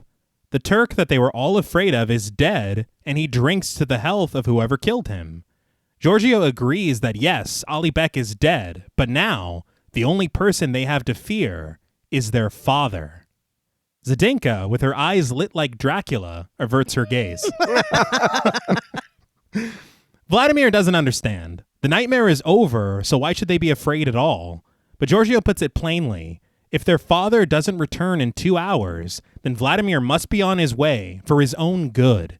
He says to stay here for even one night could prove fatal, and he tells Vladimir to believe him. Cut to Zdenka leading Vladimir to his room by candlelight. She asks him why he didn't heed her brother's warning, And Vladimir says that he could say that it was because he was too tired to continue his journey, or that the conversation piqued his interest, but that wouldn't be the truth.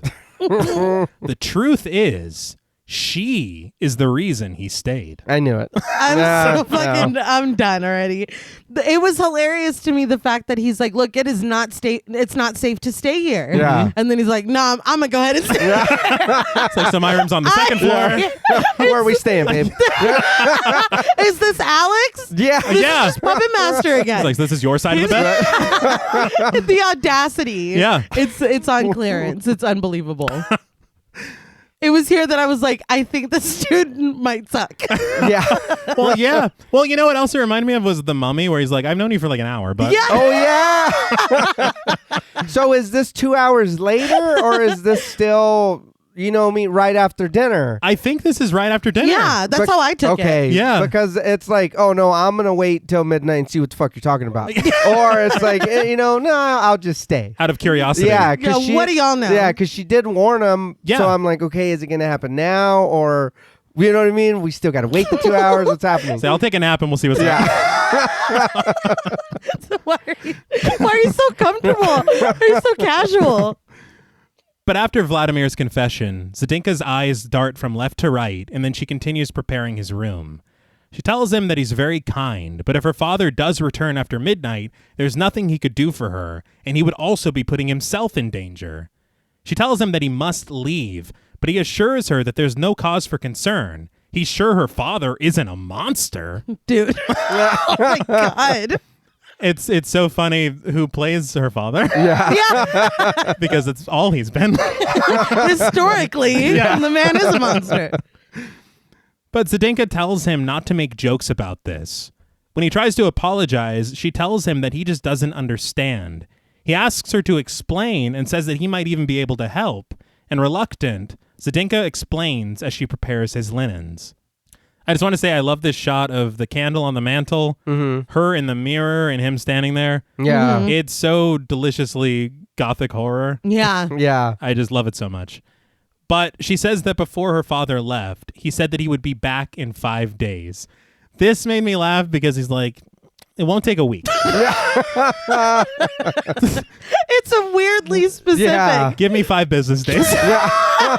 Just a work week. Yeah, A work week. That's all we need. So does that mean that body's been out there for 5 days, or or how fresh Oh. is it, or At some point, it did happen. yeah. But her father told them that if he should come back after 5 days have passed, don't let him in. Put a dagger in his heart because it means that he too has become a vurdulak. Y'all keep saying this word. Yeah, now you said that twice. Yeah. now. Yeah. Can you dumb it down a shade? Right. Having heard this word twice now, Vladimir asks what a vurdulak is. Zdenka tells him that if he had been born here, he would have been afraid to even use the word, but she'll explain to him what it means. It's like, you didn't seem too afraid to Not say at it. You're like, what, vurdulak? Yeah. But she says vurdulaks are bloodthirsty corpses who yearn for the blood of those they loved the most when they were alive. So I thought it was a zombie. Yeah. Uh-huh. And then when she got to that part, I was like, oh, we're talking vampires. Yeah, because that was the same thing. I was like, oh, girl, that's just a zombie. Yeah. You can outrun them A shit. Calm down. That ain't shit. Haven't you seen Night of the Living Dead? Yeah. I did read these are creatures of Slavic mythology. Okay. And they, I want to say 1836 was my research. The term was first used by a Russian poet, Uh-huh. Oh. Alexander Pushkin.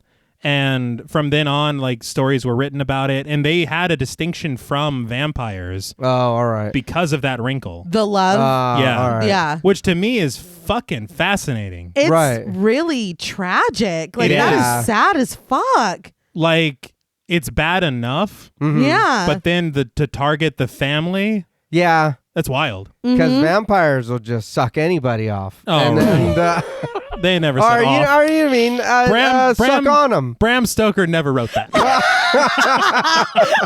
All right. And Rice did that. Arrested. Let's be very clear. I had a joke, but I can't make it.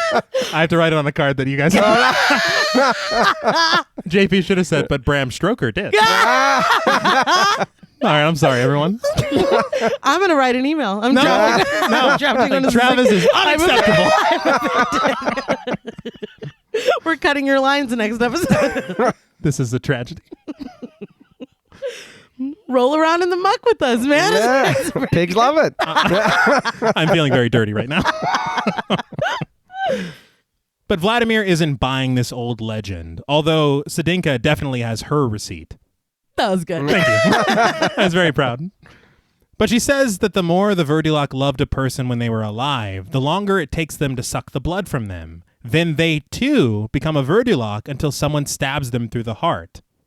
Just a random aside that I didn't realize, whenever I first learned that vampires had to be stabbed through the heart, I was like, man, that must suck to be a vampire, to be so vulnerable like that, walking around and anybody could just stab you in the heart. And I realized that it would also kill me too. Yeah. It's not as We have that in common. We're all, terrifying. Yeah. we're all kind of susceptible to Yeah. It's all right. But Vladimir asks when the 5 days have passed, and Zdenka tells him tonight at the stroke of midnight. This family is in turmoil. Yes. Everyone is at the edge of their seat waiting to see if their father/father-in-law/grandfather is going to make it back. This is literally the night. We are counting down to see if he's going to make it back or if something horrible happened. And you're like, now which way to my room? You're intruding. Oh, you're yeah. intruding. You have any more bread? You touched up on the bread. I can't. That is funny though. To think about that, you saying that, because we found the headless guy. Yeah. Yes. We came over here. This guy pulled a gun on us. We're like, hold on. And Yeah. then I'll give you attitude after breaking into your house. How dare you? We do the Arthur Fist thing.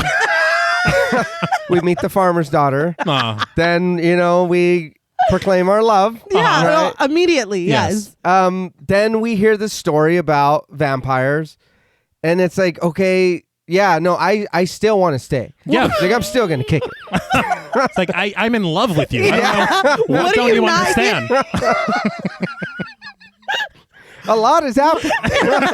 This is one evening. Yeah. Wild. Oh, yeah, and then the dad. Yeah. Coming back tonight. On top Oh. of it. Yeah. I can't. But we pan across the property at dusk as the wind whistles and a bell chimes at the stroke of midnight. Pietro stands by the window, peering out of it, but as soon as he hears the chime, he turns to his brother, who joins him. Maria picks up a sleeping Ivan, her eyes filled with fear as Vladimir and Zdenka descend the stairs to join everyone in the living room. The house stands silent, its lights beaming a glow into the fog, and the wind carries through the rushing water of a creek, the camera resting on a bridge just above. A silhouette creeps slowly across it, its figure etched in black out of the blue sky, and each step offering a wooden creak. Back in the house, Pietro recognizes this silhouette as their father and is filled with relief.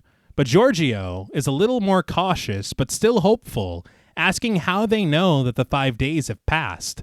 Vladimir says they literally just heard the clock. I was like, was that not an alert that it's midnight? That's what I thought. He's not even from here and he knows. But the women cross themselves. Outside, the score mounts with tension as each step from this figure is punctuated by percussive sounds. As he reaches the house, the entire group now stands outside to greet him. The figure stops in his tracks for a moment, and then continues on. An unseen dog howls in the distance, and the camera follows behind their father's frantic steps, shrouded in his cloak like the Grim Reaper. They step out of his way as he reaches the porch, and he rests against a post, turning around and revealing himself in a snap zoom to be Gorka, their pale-faced father, played by Boris Karloff. Woo! Yeah. Dad, you look like shit. Yeah. I know you've been gone for 5 days, but He's yikes. a little rough. Oh, it's bad. But I was shocked. I was like, he's in this too? Yeah, it was a treat. Yeah. But he is looking worse. for Yes. wear. Yeah. But Gorka just asks, well? And he wonders aloud why no one has embraced him. He tells them that he's wounded, and he asks why they're just staring at him, saying nothing.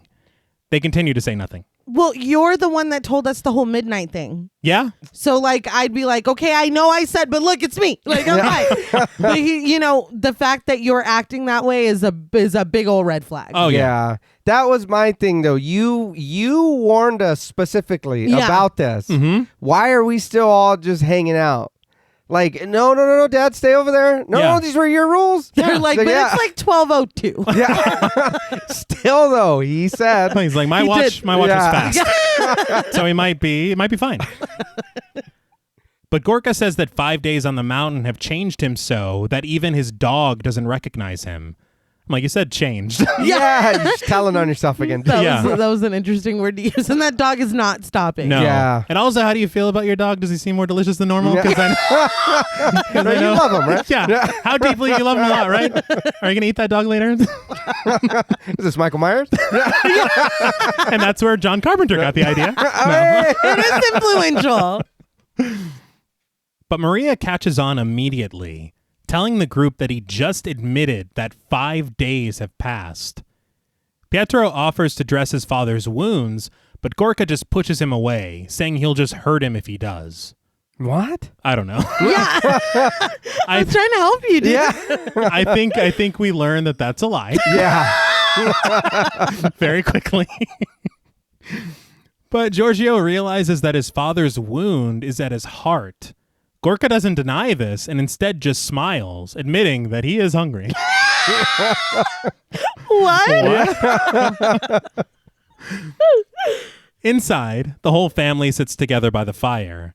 Gorka, with a large red stain on his shirt, asks Vladimir how long he intends to stay.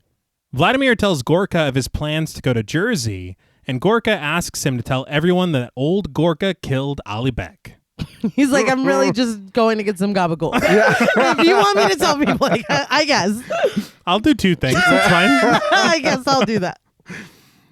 But Vladimir laughs and just tells him of course he will. Giorgio tells his father that it was a great deed that he did and asks him to tell them all how it happened. Gorka just says that Ali Bek is dead and that there's nothing to tell. The game is over. Okay. Yeah. Oh my God. Why are you so defensive about how... Is your dad always this rude? Again, it's hilarious to me. You are a stranger. And he's like, now tell us again, Gorka. I'll sing your praises. Like, who are you? Well, you agreed to spread the word. Yeah, I did marry your daughter an hour ago. Yeah. And you see Vladimir has prime seating too. Yeah. Yes, It's like, why are you inserting yourself into this?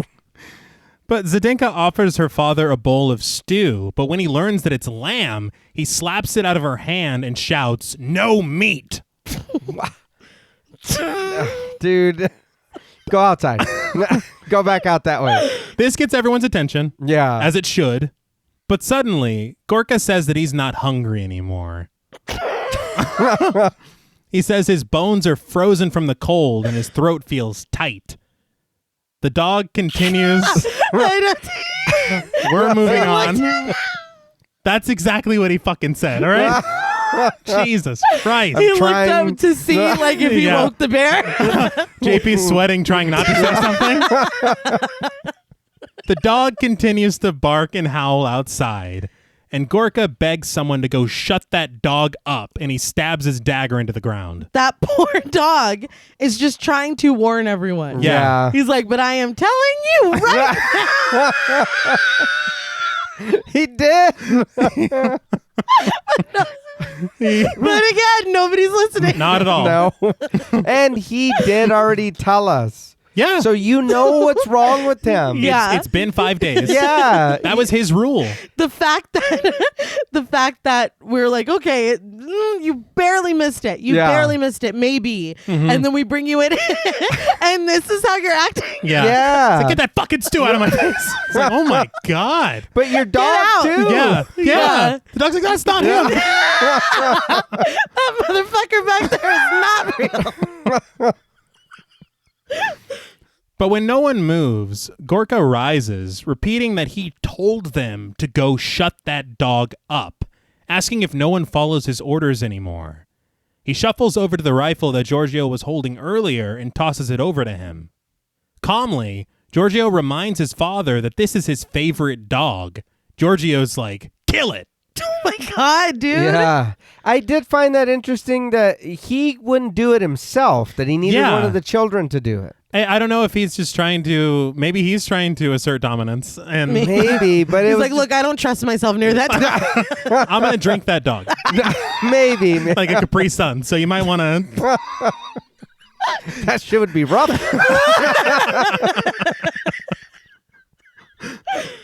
Giorgio looks around to the others, but no one says a word, so he heads outside to do as he was told.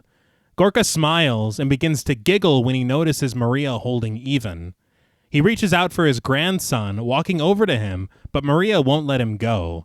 Gorka asks what's wrong with her, asking if she's keeping him from holding his grandson. I'm just trying to hold my delicious grandson.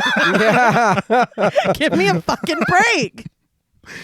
When Maria doesn't answer, he demands that she hand him over. She reluctantly passes Ivan over to Gorka, who carries him over to the fire and starts to play with him a little bit. The favorite dog howls loudly outside, which gets Gorka's attention, but suddenly, a shot rings out. Gorka smiles, telling Ivan to give his grandpa a kiss. That poor dog. Yeah. He's literally trying to tell you. Yes. And then Giorgio's like, that's awful. crazy. But Giorgio returns, clutching his wife's hand before telling his father that it's late and Ivan needs to get some sleep. Gorka gives a terrifying goodbye to his grandson, and Giorgio guides his son to Maria, who takes him to bed. Vladimir, in a very odd, humble brag, asks Gorka if he knew that he was the one who found Ali Bek's corpse. I helped pick the numbers. Shut the fuck up. Gorka asks how he knows it was really him, but Pietro says that there's no doubt about it. It was his clothing, his jewelry, and Gorka's dagger. Gorka, for some reason, asks if Pietro thinks that that's enough to identify a headless corpse. He says no one would be willing to accept this as proof, and that they would continue to quake in fear. But he alone has proof that Ali Bek is dead. Gorka reaches into his bag and pulls out Ali Bek's severed head. All right. How long you had that, dude? At least 5 days. Yeah. You went up to the mountain with that? Oh, Jesus. I'm just saying he took it with him. Why? That's on you, yeah, dude. No. yeah. You stuck it in there. No. I mean, you stepped into It's it. to always assume that JP's thinking something gross. That's not my fault. That's years of history. That predates Podmore. Once again, historically, you are the monster. I do think it's time as a family that they should probably acknowledge that they've severely fucked up. Yeah. Yes. What's weird is that they don't react as largely as they should. Yeah. Pietro's like, oh, that's why the dog was barking. Yeah. I was like, what? Your father's... He's carrying a severed head around with him. That's not concerning. It should be. What are you talking about? Oh my God. But Gorka just tosses the head to the floor like it's nothing. He tells his sons to take it and hang it outside of their house for everyone to see. They're like, yes, sir. Yeah. Dude, that's my note. Hang it up. Yes, sir. You got it, boss. Yeah. We see it in the next shot, Ali Bek's severed head hanging on a post outside of their home. This is a lot, all that is going on, but that was hilarious to me. That was wild. Yeah. I did want to call out this severed head. Right. In the shadows of the night, it actually looks really good. No, Yeah. yeah. I read, according to Classic Movie Hub, this head was sculpted by Eugenio Bava, who I read in an interview with Bava because he's Mario Bava's father. Oh, wow. Worked in the Italian film industry since 1906. Holy Damn. shit. According to Tim Lucas, who's like a Bava biographer, he called Eugenio Bava the father of special effects photography in Italy. Okay. Damn, that's Very really nice. cool. And that's not the only thing that he does in this film, but that looked great. Oh, It yeah. did. And you really missed the opportunity to call him a bavographer, Oh. which is I'm sorry, disappointing. everyone. I'll be leaving the show effective immediately. But from his bed that night, Vladimir hears Giorgio telling his wife and sister to get some sleep and that he'll keep watch over them tonight.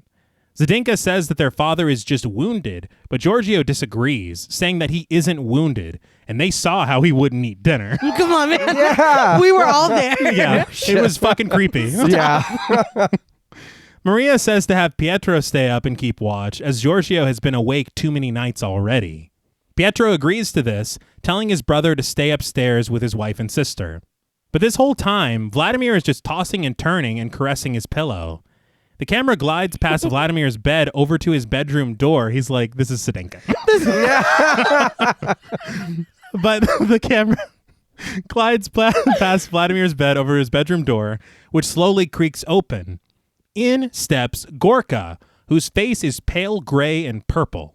Seeing him in his bed was just, he looks very comfortable. Yeah. That pillow looked so soft. But the fact that he's like, I'll stay up and keep watch. Like, this family is fucking going through it. Yeah. And he's like, in this room, Yeah. this is cool. Well, first of all, the thing that gets me with Vladimir is he really doesn't have to worry all that much Yeah. because he's like, he doesn't I don't love even me. know.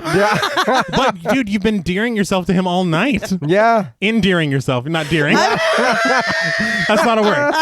You've convinced him you're a deer. He's just drinking from a stream. Yeah, he's like, is Vladimir a deer? That's why he won't eat them. That's weird. Yeah. That's weird. But Gorka approaches the bed and reaches his hand out to a sleeping Vladimir. The shot goes in tightly on Vladimir, who suddenly stirs awake, but when he turns around, Gorka isn't there. This is great. Yeah. Relief washes over Vladimir's face, but when he lifts his head, he is startled as the camera snap zooms to Gorka staring at him from outside his window. Yeah. Yeah. I don't like that. No. How'd you get out there so fast? So Yes. fast. and no, dude, why are you looking at me in the window? You see me caressing the pillow asleep? He's like, this dude has a lot of fucking nerve to be sleeping in here. He's in disbelief. So am I. I think he's pretending that pillow's my daughter.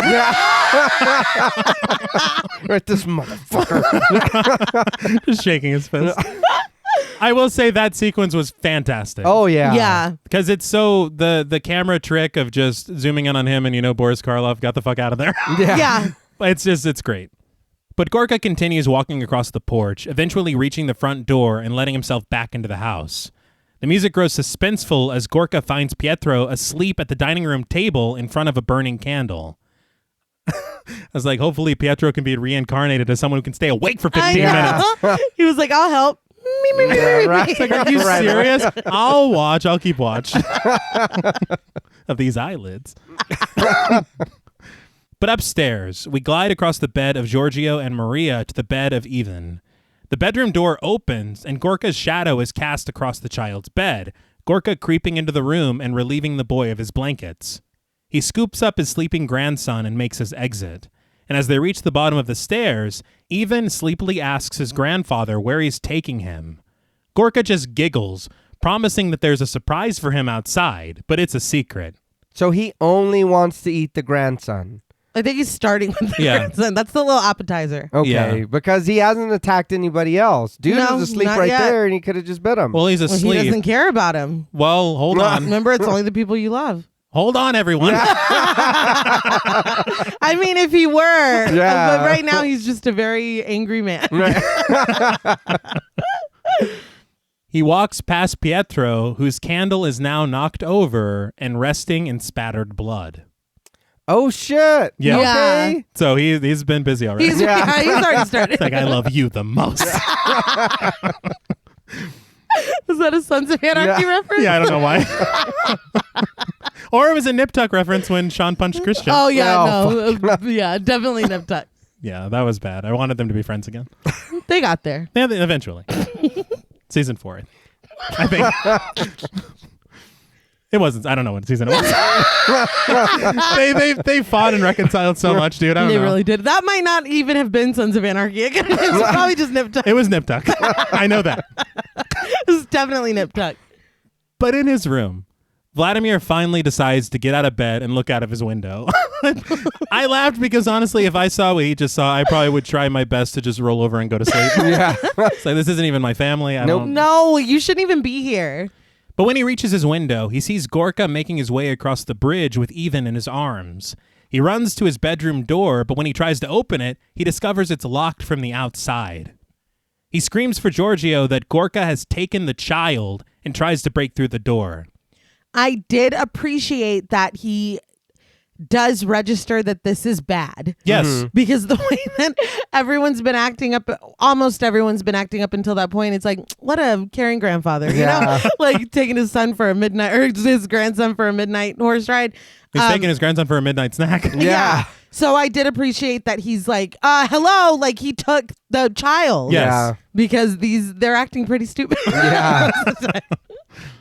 But Giorgio finally hears his cries and rushes downstairs. He stops at the dining room table to wake his brother, but as he attempts to rouse him from sleep, Pietro topples to the floor, the camera zooming in on the bite marks on Pietro's neck as he lies there dead. Very cool. Yes. Yeah. The reveal, because we all thought he was asleep. Mhm. Yeah. Well, he's the long sleep. Yeah. Yeah. The final sleep. But outside, his face lit by the moonlight, Gorka rides his horse feverishly with Ivan in his arms, Giorgio riding not far behind him in pursuit, screaming for his father to give him back his son. He was flying. Yeah. Yeah, he was. I will say, watching the American version, this scene, you see how horribly they've color graded it. Okay. Oh, really? Yeah, they changed. I just don't understand why you would. Mario Bava's sense of color is amazing. Mm-hmm. So why would you be like, no, we could do better than that? Yeah. Yeah. Because it looks like shit. How do you really feel about it? I didn't care for it much. But they ride through naked trees, Giorgio eventually dismounting and heading into a barren forest to follow the footsteps he finds there. Crisp winds surround him as he ventures deeper into the forest. But back in the house, Zdenka seeks the comfort of Vladimir, telling him in tears that she can't believe Pietro is gone, and she fears that the child is too. You guys gotta kind of like, this is a little bit of your fault. Yeah? You were warned. He told you all the signs were there. Yeah, you really should have listened to your dad. Yeah. You know? And if I'm Zdenka, I'm like, wasn't it weird how he knocked the stew out of my hand? That should have gave you a sign. Yeah. My dad loves lamb. Why is he acting this way? He hasn't eaten in 5 days. So. All right. But she says it's like a nightmare that she wants to wake up from, but she can't. Vladimir holds her, telling her to listen to him. He says that as long as she's in this house, the nightmare will never end. And he tells her to run away with him. He's like, look, dude, sucks about your brother. Okay. This is a perfect opportunity to start over with me. Let's go right now. He's really taking advantage of the situation. Yeah. I know we don't know where your nephew is. It's probably fine. Let's just go. They'll figure it out. He's like, look, I know your husband just died and my friends are a little weird. This guy's eating shrimp funny. Like, This is fucking Puppet Master. We're meant to be together. He was eating that shrimp fun. yes. Yeah, he was. But Zdenka says that she can't, but he tells her that it's madness to stay here. He tells her that she can't throw her life away. He asks her to come away with him, but she tearfully tells him that her destiny is here. Vladimir, who met her tonight, sits her down next to him on his bed, telling her that that isn't true. Her destiny is to be happy and free and loved above all. Zdenka looks away from him, repeating, love, happiness. She tells him that he speaks of things that she can never have again. Vladimir disagrees, saying that they can be hers and she can stay with him forever if she wants. She tells him it's impossible, but he tells her, I love you. What the fuck? I was furious. Yeah. I was furious. I was like, what? He's spitting game and then he took it too far. Yeah, now his pants are chafing him. Yeah. Oh, He God. can't think clearly. This is fucking ridiculous. Yeah. Literally all he knows about her is how she looks and that she Yeah. makes a mean lamb stew. Yeah, that's it. And the bread wasn't too bad either. And that her father's problematic. Yeah, he's causing some trouble tonight. He is. But Vladimir says perhaps when this nightmare is over, she'll love him too. Zdenka rests her head on Vladimir's chest as he kisses her hand. But this odd proposal is disturbed when they hear Maria scream from the other room. They look out the window to find Giorgio has returned, carrying the body of his son. Fucking awful. Yeah. Maria runs outside, collapsing into the arms of her husband, crying tears onto the body of Ivan. Vladimir's like, so do you need to pack a bag? Or, Yeah.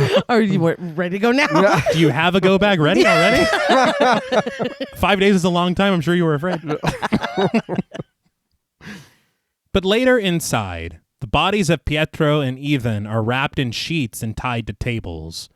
Giorgio approaches Ivan's body with his father's dagger behind his back. Ivan is also blindfolded for some reason. Yeah. Pietro just got a full sheet treatment. Yeah. But Maria sits crumbled at her son's side, begging Giorgio to stab her instead. But Giorgio tells her that it's for the peace of Ivan's soul, the same as Pietro. I will say, Rika Dialinea is putting on a fucking clinic. Yeah, Yeah. she is. This is an incredible performance. It's so devastating. Yeah, it was a little hard to kind of sound like, God damn, Yeah. that's rough. They handled it like very seriously. Yeah. But Maria can't accept this and instead rushes to her feet and grabs a dagger of her own. She places it to her throat, telling her husband that she will kill herself if he goes through with it. Giorgio stares at the dagger in his hands, then at his wife, then back at the dagger. Overcome with emotion, he throws the dagger away. But outside through the fog, Vladimir creeps around the front of the house over to a side door, knocking on it. Zdenka steps outside with him and he guides her over to his horse. As the camera rests on the farmhouse, we hear the galloping of Vladimir's horse growing more and more distant. I couldn't believe she really left with him. Yeah. That's wild. Let's bounce. Oh, it's getting rough in here. Yeah. It's like, Bye. is that Maria crying in there? Yeah. Oh, let's go. Oh, I don't want to No. deal with that. But later that night, Giorgio and Maria are attempting to sleep in their bed, but their slumber is interrupted when they hear a voice cutting sharply through the breeze outside. Giorgio recognizes the voice immediately, and when he runs over to his window, he sees Ivan roaming the property in his pajamas outside. This is heartbreaking. Yeah. Yes. His small voice echoes, "Mama, I'm cold. I'm cold." Maria tries to join her husband at the window, but he keeps her from it, telling her that it's just the wind, and he begs his wife not to listen. This really reminded me of Gage in Pet Cemetery. Yeah. So Yeah. I was like, man, that was hard. That was Yeah. rough. It's just cruel. Yeah. Like, it's heartbreaking. I was getting a combination of Pet Cemetery and Salem's Lot Okay. Yeah. with the window and Yeah. Oh, that all right, scene. all right. I will say that this is scary as fuck. Yes, Yeah. it is. The way that his voice is echoing and the way that it's played. Yeah. Like, again, when you look at horror films of this era, you're like, I'm going to be impressed by it, but it probably won't scare me as much as I think. Yeah, Yeah. yeah. But I was like pretty unsettled writing the script. Oh, no, yeah. Writing this script. I don't know why it was so specific. This one right here. Yeah, the one I'm holding right now. But Maria says that she can't ignore it. Her son is calling out to her, and he's cold. Ivan's voice echoes, "Mama." Giorgio tries to remind her that her son is dead. He grabs her by the shoulders, telling her that she buried him herself. Maria wriggles away from her husband and rushes for the door, but Giorgio grabs her again, telling her, "It's not your son. It's a vurdulak." Maria screams that she doesn't care and tells Giorgio to let her go or she'll kill him. In a terrifying shot, Ivan kneels with his back to the camera outside of the front door, his palms resting on it as his voice echoes, "Mama, let me in. I'm cold." That shot is haunting. Yes. It's genuinely hard to look at. Yes. Mhm. The way that the movement of the camera, but him stationary, Yeah. the posture. Yeah. And his voice. Yeah, Yeah. I got some goosebumps. Yeah. But inside, a bloody knife drops to the floor as Giorgio holds a bleeding wound on his side, begging Maria to come back and not let Ethan in before collapsing. I was like, she fucking stabbed him. Yeah. She told him she was going to. Come on, man. We've seen a bunch of shit already. Yeah, and your father-in-law's a vurdulak. Yeah. That should have That been. much is clear. But Maria rushes downstairs, calling out to her son and rushing to unlock the front door. When she finally gets it open, amidst the fog and haze of light, stands Gorka. He said, surprise, bitch. Yeah. Thought you'd seen the last of me. He stalks his way inside, and as Maria screams, his black cloak overtakes the screen, descending us into darkness as he swoops upon her. Elsewhere, Vladimir and Zdenka arrive on horseback to the ruins of an old church. They head inside to find shelter from the cold, the camera peering through cobwebs as Vladimir helps Zdenka inside, telling her not to be afraid and that they'll be safe here. Don't be afraid. We're only going into a scary-ass dungeon. Yeah, and how do you know that? Yeah, I've never been here before. This clearly haunted monastery. Yes. But she tells him that they should have kept going. But Vladimir says that they're far enough away, and his horse is tired. I bet the horse is tired. We follow them through pillars as they head into another room, Vladimir cutting through thick cobwebs with a stick. They move further into the room, and upon a straw bed, they find the skeleton of an old monk inside of his robe. The camera snap zooms. It looks very awesome. Mm-hmm. Yeah. It cuts to them, and then it cuts back to the skeleton, and it zooms out. Yeah. It's just very, very neat. Whose house is this? Where the hell did y'all wander in? Literally. And he's like, well, good night. It's Yeah. like, dude, you're fucking for... There's a skeleton. Yeah. No, dude. There's more than one bed. We don't have to push him out. We don't have to sleep next Can you to him. scooch over a little bit? Yeah. Just ignore him. Dude, your bones are pointy. Can you fucking do something about that? They decide to look for another room, though. So this one's clearly taken. Vladimir tells Zdenka to wait in the doorway while he checks this new room out. He passes a beam of purple light cast against the wall and finds a rudimentary bed for the night. He says it might not be very cozy, but in the morning, they'll go to Jersey together. And get that gabagool. This is the point, the way that he is acting like this is a completely normal place for them to stop and make camp for the night. Yeah. I was starting to suspect him. Oh. Yeah. And so, again, in my mind, the clothes situation, the headless situation, I'm thinking he's the bad guy. Do you think Yeah. at the end he's going to turn at the end of the Thriller video? Something. I'm suspecting him at this point Yeah. because this is like a lot. Yeah, and he really did just make himself at home whenever he got here. Yeah. And he really No fear. Nope. finessed her into leaving her family and running away with him, and he's in this creepy ass thing, and he's like, no, this is fine, don't be scared. Like Yeah. the red flags are red flagging. Yeah. I don't trust you right now. You think he's got family photos here because he lives here? But he notices something is wrong with Zdenka. He approaches her, asking her what it is, but she just tells him that it's nothing and sits down on their new bed to cry. Vladimir tells her that they've run away and she must try to forget everything. He tells her that if she doesn't forget, she'll be running forever. This happened tonight. Yeah. Yes. Now it gets worse. Yeah, it does. Zdenka begs him to understand, but Vladimir is like, how many times do I have to tell you that I love you? And if you don't find the strength to act, you will destroy your life and mine. Oh no. Yeah, in my note, I'm like, that's a little thick, man. But yeah. that's too much. It's entirely too much. We've flipped the script already. Yeah, what are you talking about? He deserves the Randy and Scream 2, the fuck you. Yeah. You are not the man that I met 3 hours ago. I don't even know who you are anymore. It's like I don't even... Right? How could I even think the way you tore that bread was great? Yeah. But not anymore. What was I thinking? Yeah. to fall in love with someone because of how they tore a piece of bread. You know, really, this is my fault. Yeah, that's my mistake. Can you ride me back to the house, please? But Zdenka just continues to cry, and Vladimir realizes that he went too far, and he asks her to forgive him and wipes her tears. She clings to him for some reason. For some reason. And I will say, forgive me is not an apology. No. You're really putting the work on me. Yeah. Forgive me. Stop worrying about what I did. But the next morning, the camera peers across the distance to find the monastery, but on the trail leading to it, the hooves of a horse gallop through the melting snow. But then back at the monastery, it's suddenly night again. I don't know how. They live here now. Oh, okay. It's been days. You slept all day? But we see Gorka walking the same path into the ruins that Vladimir and Zdenka did earlier. He creeps past the pillars into the door leading to where Zdenka and Vladimir are sleeping. He stares at it, purple and red light cast against his face. It's a great shot. Mm-hmm. Yeah.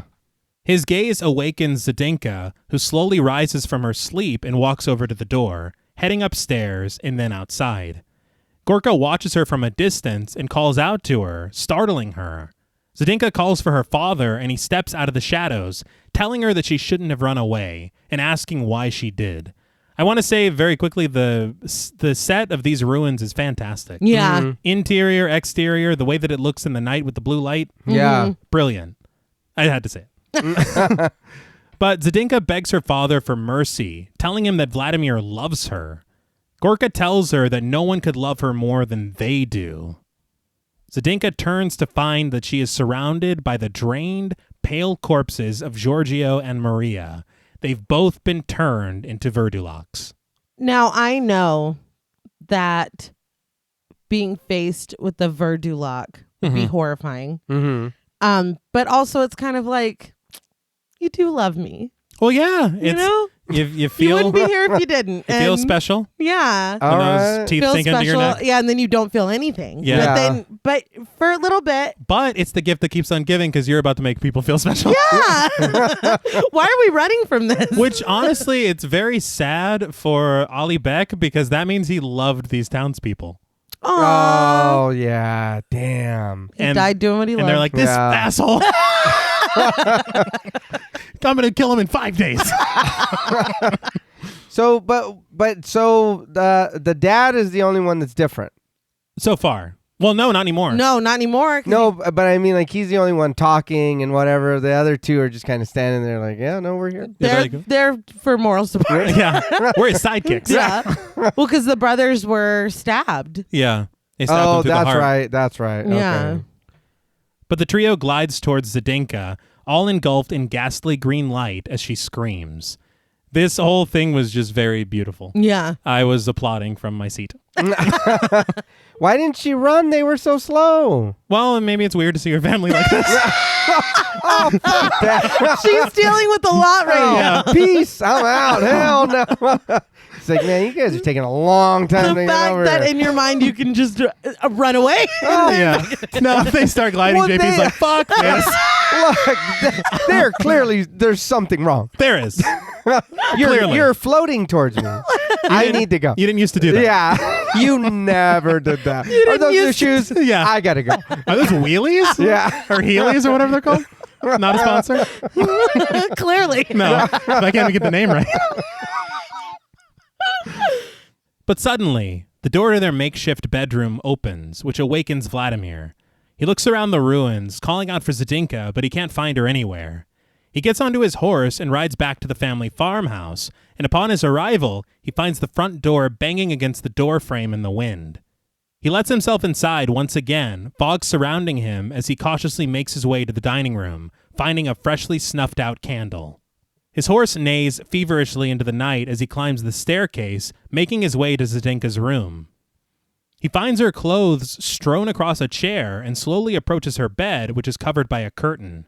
He tears it open, and he finds Zdenka there in her nightgown. She's like, I'm going to go home and go to bed. I don't like it here. It's too many skeletons. And the cobwebs didn't help either. Cobwebs. Man, that was a jumble of... It's getting late. I was like an auctioneer for a second. But she calls him her love and tells him that she didn't expect him. He asks why she left him and why she came back here, and she tells him that she did it out of love for him because they came to kill him. Okay. Let me see your whole neck real quick. Just to check. Yeah. Apropos of nothing. Yeah. Like, just cause, you know? She begs him to leave while there's still time. She puts her hand to her throat, telling him that she must stay here now. Vladimir says that he'd rather die than lose her, and he leans in closely. Listen, now's the time to be like, you know what? We really did just meet. Yeah. We just met. Mm-hmm. You're right. Yeah. And I bid you adieu. Zdenka tells him that she knows he loves her more than life itself. She says that her lips are dead without his kisses. What was that last thing you said? Dead lips, I think I heard. Let me get a peek at that neck. To peek. Well, fuck. I mean, it would be very important to do. But she tells him not to wait any longer, and she says for him to kiss her. As he stares into her very green eyes, his vision becomes hazy, almost as if he's in a trance. She calls him my love as he kisses her deeply, but she pulls away from him slightly, advancing on him slowly and sinking her teeth into his neck. From a window, Gorka, Ivan, and Maria look on approvingly. I'm like, where's everybody else? Yeah. We're like, Giorgio's like, I can't watch this. He wasn't turned. He was turned. Giorgio? Yeah, he was there at the monastery. Oh, well then, I don't know. So yeah, I guess he didn't watch Dracula, huh? No. No, Yeah. not at all. He missed that one. But we cut to an atmospheric shot outside before the camera is overtaken by fog. So what did you guys think of the Vurdulak? I like that one. That's Yeah? that's pretty cool. I will say, and it's a small whatever, it's very funny though. When Vladimir's outside, I can't remember what time it is, but he's like creeping around the house and there's hella wind noises. Oh, yeah. There's fog. None of it's moving. Well, His hair's not moving. Nothing's going on. You know, But he used a lot of hairspray. Yeah, but I get it. But no, yeah, this was pretty cool. I was confused. Honestly, I did think they were zombies. And then the more it went on, I was like, oh, no, they're vampires. Right. Why can't you just say vampires? By this time, Dracula was already out. Yeah, but it's a little different. But no, yeah. But then you explained, and I was like, oh, okay, so now I know. right. But no, I did enjoy this. It was a little longer. Yeah. So I feel like we did get a little more time with these characters and the story and the, like you said earlier, we do move from this location. It's not just a farmhouse. We do move somewhere else and come back, and we do see them on the road or whatever. Yeah. I don't understand why they didn't listen to the dad. He clearly gave them instructions and told them. Yeah. Vlad, God, that dude right away. He's just, you know what I mean? Hey, what's up, baby? He's like, entirely too much. yeah, you weren't even planning on stopping here, and all of a sudden you're in love? What the fuck? I mean, circumstances. Well, so. no, I mean, I get it. Life happens, but damn. He found love in a hopeless place. All right. He can't help it. It's beautiful. Yeah. I liked it. My issue really is just Vlad, because the whole we're in love thing after an hour, it's just tired. We see it in too many movies at this point. Yeah. What was funny was her reaction to him coming to her in the middle of the night when she's like, I know you love me more than life itself. Yeah. It's like, oh my God. You know that? What is going on? But it's really cool. I think Boris Karloff does a really great job. And everything with the son was so sad and haunting. Yeah. And then the extra little, I can't be like, well, that's new just because I've never heard of it before. But I had never heard of it before. No. So, that's cool. Oh, yeah. I agree. I think it's a very interesting take on, and again, this is 1963. So even then, I'm sure after Dracula and all the films that came from that, Yeah. to have an interesting wrinkle to add to it by using this Russian mythology. Yeah. Right. But as old as you say that is, that predates any vampire, anything. Now, I know that the term was used in Pushkin's poem, but I think you read the source material. I did. And that is something that I wanted to talk about, because I tried to track down source material for all of these stories. Mm-hmm. And I found this one. Right. Now. Because they're credited. Okay. And I read the story that the telephone was supposed to be based off of. The first instance that I found, I read a synopsis for it. Nothing to do with the telephone. The second instance I found, I couldn't find a synopsis, so I fucking found and read the story. Oh, wow. Nothing to do with the telephone. I was like, I'm fucking running out of time. It's nothing. So I was like, I don't want to in any way disparage this film that T loves so much. But I'm starting to think that they could have lied.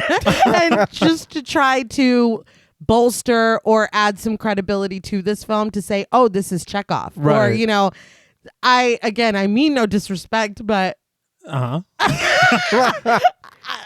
where I'm at. Well, I got something to tell you because I read an article today. Yeah. Listen, I'm not trying to Pete Campbell, but I arrived at it independently. You did. In all fairness, you did. Okay. Because the reality of it is that they have a lot of difficulty finding the source material for 2 of the 3 stories. Okay. Yeah. And they think there's a theory that they added these very famous authors' names to kind of do like Roger Corman did with Edgar Allan Poe, to say this anthology has Tolstoy, Chekhov, and de Maupassant. Okay. But we're not actually going to find any of those Yeah. stories to adapt. It's so fucking funny because at the beginning of the thing, they just say from the works of, which could mean anything. It's like, well, they were pretty scared in that story. Yeah. They're scared here. Yeah. It's based on Chekhov. I was like, okay, unless the fact that they were scared in this one and she was scared when the phone was ringing. That's all I got. That's about it. That's wild. Just lied on the resume. Huh? Straight up, yeah. Yeah. I hope no one asked me about this. Yeah. I hope no one asked to see my diploma. Right. Work 02, 03. Here and there. That was me. Odd jobs here and there. But Tolstoy's story actually did have. He was the one that was more. Yeah, this one is actually a story. Yes. Okay. And it's called The Family of the Vurdulak. And it's the same premise, basically. Little things are different. Like the dad was said that he would be gone for 10 days instead of 5 or whatever. Okay. But he shows up again right after the time cut off. So one of the brothers is like, I'm sure it's fine. And the other brother is like, oh, I don't know about this. So again, okay, so Vlad is staying there. It's the same shit. Okay. But the little boy inexplicably dies in the night.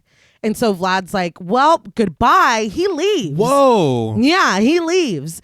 So 6 months later, he's coming back from a mission and he passes through this village again, but it's completely abandoned. So he's walking through it and Sedenka comes out of an empty house and is like, oh, hey. And he remembers her because he was so, struck by her the night that he was there. So he lets her take him into this house, and this is when he realizes that she's a vurdulak. And he had, I guess, fallen for her the hours that he knew her or whatever. So she lures him into this house, and then the rest of the family comes out, and they've all been turned. Oh, wow. And he gets away. Wait, what? What the fuck? No. He gets away. He barely gets away, but he gets away. They get like one fang in? Yeah, I know. Right? Just the tip. Oh, God damn it. I got to worry about it from you too.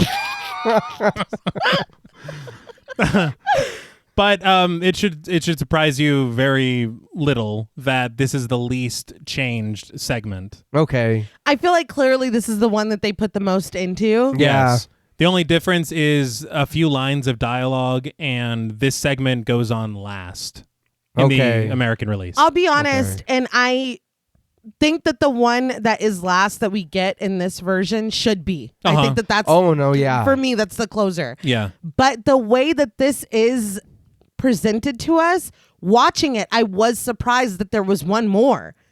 Because it felt like this is the big one. This one's got Boris Karloff. Like, this is what we're leading up to. So I was like, damn, there's another one after. Because then it's so long. Yeah. I will agree with that because I did too, honestly, about towards the end. I was like, damn, this has been going on for a minute. Yeah. I was like, there's what can you throw on after this? This feels like a conclusion. Like, It did. We're settling down now. Here's what's going on. Yeah. But then I watched the last one. And I was Yeah, like, no. Okay, Hold I on. see what you did.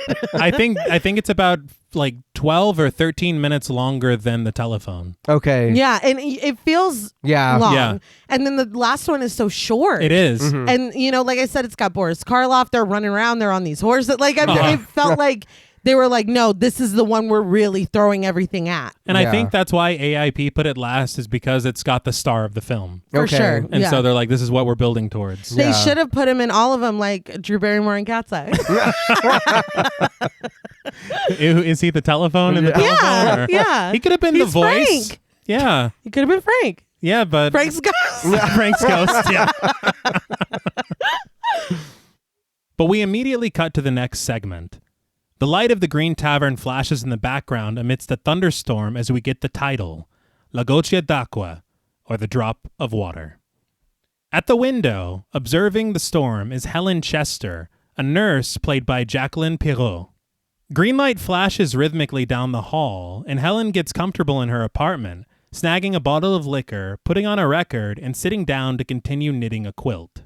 I know that I already said this in the first segment, but this really, really feels like a play. Yes. Yeah. Her walking around the house and like it was very much so to me. I appreciate this because there is almost throughout a theatrical feeling. Yeah. And you said it at the top, but you're exactly right. Mm-hmm.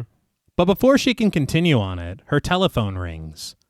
I want to say the flashing light reminds me a lot of that one of my favorite scenes in Blood and Black Lace. Okay. If you recall, in the store. Yeah. And also, I feel, because it's the flashing light of a sign outside, dead silence. Oh, okay. And it becomes very important later, but it's great. This reminded me of Last Night in Soho. I remember, baby, you showed me that movie, and that was pretty good. That was cool. It has the flashing light thing in the room. I get that. Loved that movie. And it was so good. That absolutely had Italian horror influence. Okay. So I could see it. Yeah. But Helen answers the phone, and after a moment, she responds annoyed that the caller wants her to come by at this hour. She asks if they can do it in the morning instead, but is promptly rejected. She just wanted to stay in, man. Yeah. She was getting ready to knit. Yeah, it's funny because I felt so bad for her, and then you see why she's being called, and I'm like, damn, you said, can't we do it in the morning? Yeah. That's wild. Well, we learned a lot about Helen. Yeah. I was like, damn. But I will say we're already getting into stuff, so it's like, okay, let's see what's going on. Yeah, and the way that they kind of hint at a lot of implied history. Yeah. Yeah. But not in a way that you're like, oh man, I missed all this. I don't know. Mm-hmm. It just works, and it expedites the segment in a way that keeps the suspense like perfect. Yeah. Right. But Helen relents very reluctantly, telling the caller that she's on her way. She hangs up the phone, insulting the caller as she gets changed. The camera turns away from her as if it accidentally walked in on her changing. It's like, oh, sorry. So one thing that did strike me, because we were just talking about Cat's Eye and trying to figure out the connection between the stories, Right. where Bava had said that it was about fear. Mm-hmm. I did think it was interesting that each one had something ringing that implied something terrible. Okay. Because That's true. The telephone. Clock. Yeah. yeah. Yeah. So I didn't know if that might be something with something. Okay. Well, I feel like Bava also really took that from Cat's Eye, because all those stories were about fear. All right. We're going to talk after this. I'm going to teach you about chronology. Right? Well, because I saw Cat's Eye first, so I mean, I don't know what to tell you. Yeah, but there was no cool Cat's Eye song at the end of this one. Yeah, that hurt it for me. I'm not gonna lie. You're like, I took a point off. One thing I will say, when I was a kid, I assumed that everything I saw first came out then. Yeah. And so if anyone was trying to tell me something, I was like, Well, actually, not at all. Yeah, no, I saw that first. Thank you. But in a large, well-decorated apartment that has definitely seen better days, the maid, played by Millie, tidies up around the fireplace to the sound of cats meowing around her. So I read that Millie was apparently a very famous Italian singer during her time. well, I was like, just the Okay. one name? Yeah. You said it. Okay. Italian Madonna? Yeah. Well, Madonna is Italian. Well, like, so this was Madonna? Yeah. I've broken my brain. I will say, though, she was so annoyed to come over here, but the cats would have made that trip worth it. Oh, yeah. Yeah. I'm going over there. I'm living over there. Yeah. Even with all the mess. We do need to clean this up. If I'm going to be living here. Yeah. But under green and purple lights, the maid makes her way to the front door after hearing the bell ring, cats darting across her path. She passes 2 suits of armor to answer the door and is relieved to find that it's Helen. I will say a suit of armor is very important in Blood and Black Lace. Oh, true. It's just so much of it already. Yeah. It might have been reused for all I know. Yeah. But the maid asks what took her so long, but Helen tells her not to be ridiculous, saying that she rushed right over. She ran the whole way, in fact. Like, you ran? You're mean. Not even out of breath. But as Helen takes off her coat, the maid explains that she tried to do it herself, but only Helen, a trained nurse, can help her. Helen loudly and sarcastically tells her, "What a great idea!" But the maid shushes her. Helen remarks that she probably won't even get paid, but the maid assures her that there are a few shillings left in the house. Yeah. You're What the fucking First, do no harm. Like, God damn. Yikes. But Helen asks the maid why she couldn't just call a relative. But the maid responds that Helen knows she doesn't have any. She didn't have any friends either, aside from the ones who made the table shake. What was that last thing you said? Yeah. It's very important. Mm-hmm. But the camera finds this table filled with tarot cards, some spilling onto the floor where dolls lay strewn about. Helen and the maid enter the room, and the maid points ahead, telling Helen, there she is. But Helen asks if the maid is going to join her, but nervously and fearfully, the maid says that she can't even help herself, and to please not ask her to help. That's me. Like, I can't even handle my own shit. I'll be honest, at first, when she had came in, she's saying that, I thought somebody was having a baby or something. Okay. And I was like, okay, so what's happening? And then when I seen the tarot cards and all that, I was like, oh, nope. What is going on? I was like, this is not what's happening. Well, how rough is that if it was a baby and Helen's like, can't we do this tomorrow? No matter what she's being called for, the fact that that's her attitude is upsetting. That's too much. But as thunder crackles outside, Helen opens a curtain and in the bed finds the medium's corpse. Her hair disheveled, her eyes wide open, her skin pale, and her mouth forever frozen in an unsettling grin. Hey, girl. She's horrifying. Mm-hmm. Yes. In the absolute best way. That face gave me the fucking creeps. Oh, yeah. It's like, how much shrooms you take? She'll come out of it. Yeah. That's why you called me. Yeah, she'll calm down. It's all right. I want to say that when I said that something else was designed by Xxena Bava, Uh-huh. it's this face. This looks fucking terrifying. Yeah, it does. This is not a real person's face. No. Well, thank God. Yes. Because it honestly struck fear in the heart of me the first time I saw it. Yeah. And if you recall, there is a scene that comes up later that was featured in the Babadook Yeah. Okay. from this segment. Yeah. And I think I brought it up then. No, yeah. I was like, I remember you pointing it out. Yeah. I didn't know it would take us over 100 episodes. Hey, well, here we are. Yeah. I'm very happy. But the camera presses in on the medium's face before settling in on the stunned reaction of Helen. As lights flash across her face, the maid assures Helen that she didn't touch the body and that the medium is there exactly as the doctor left her. Helen surveys the body, and accompanied by a music cue, her eyes take notice of a ring with a purple jewel on the woman's finger. She's like, oh, it's you. What are you so happy about? I see. It's a beautiful ring. I think you better drop it. Why is that even crossing your mind? Yeah. Like, that is so First upsetting. thing. Yeah. She just said that there was some shillings. Yeah. You're Yeah, she gonna did. get paid. Yeah. Well, you're like, I ran here in the rain. Yeah. So, Well, her asking or saying, am I even going to get paid, I guess does kind of imply that there has been A services history. before, that Yeah. haven't been paid for. maybe, yeah. But even at that, come on, don't do that. Yeah. You don't put a cherry on top. No. It's not. You don't steal a cherry and put it. No. Don't do it. Especially what we just seen. Yeah. Nope. No, we're not stealing from this. From this. Yeah, no. But Helen asks the maid if she got the dress ready at least, and she says that she did. She even ironed it, and Helen follows her out of the room. But the camera tilts down from the headboard to show the medium's body, and we match cut to a white dress that the maid has ironed for the medium's funeral. I like that cut a lot. Yeah. A lamp slowly descends from above, its bulb making contact with the fabric. But as they enter the room, the maid laments the death of the medium, saying that she deserved better.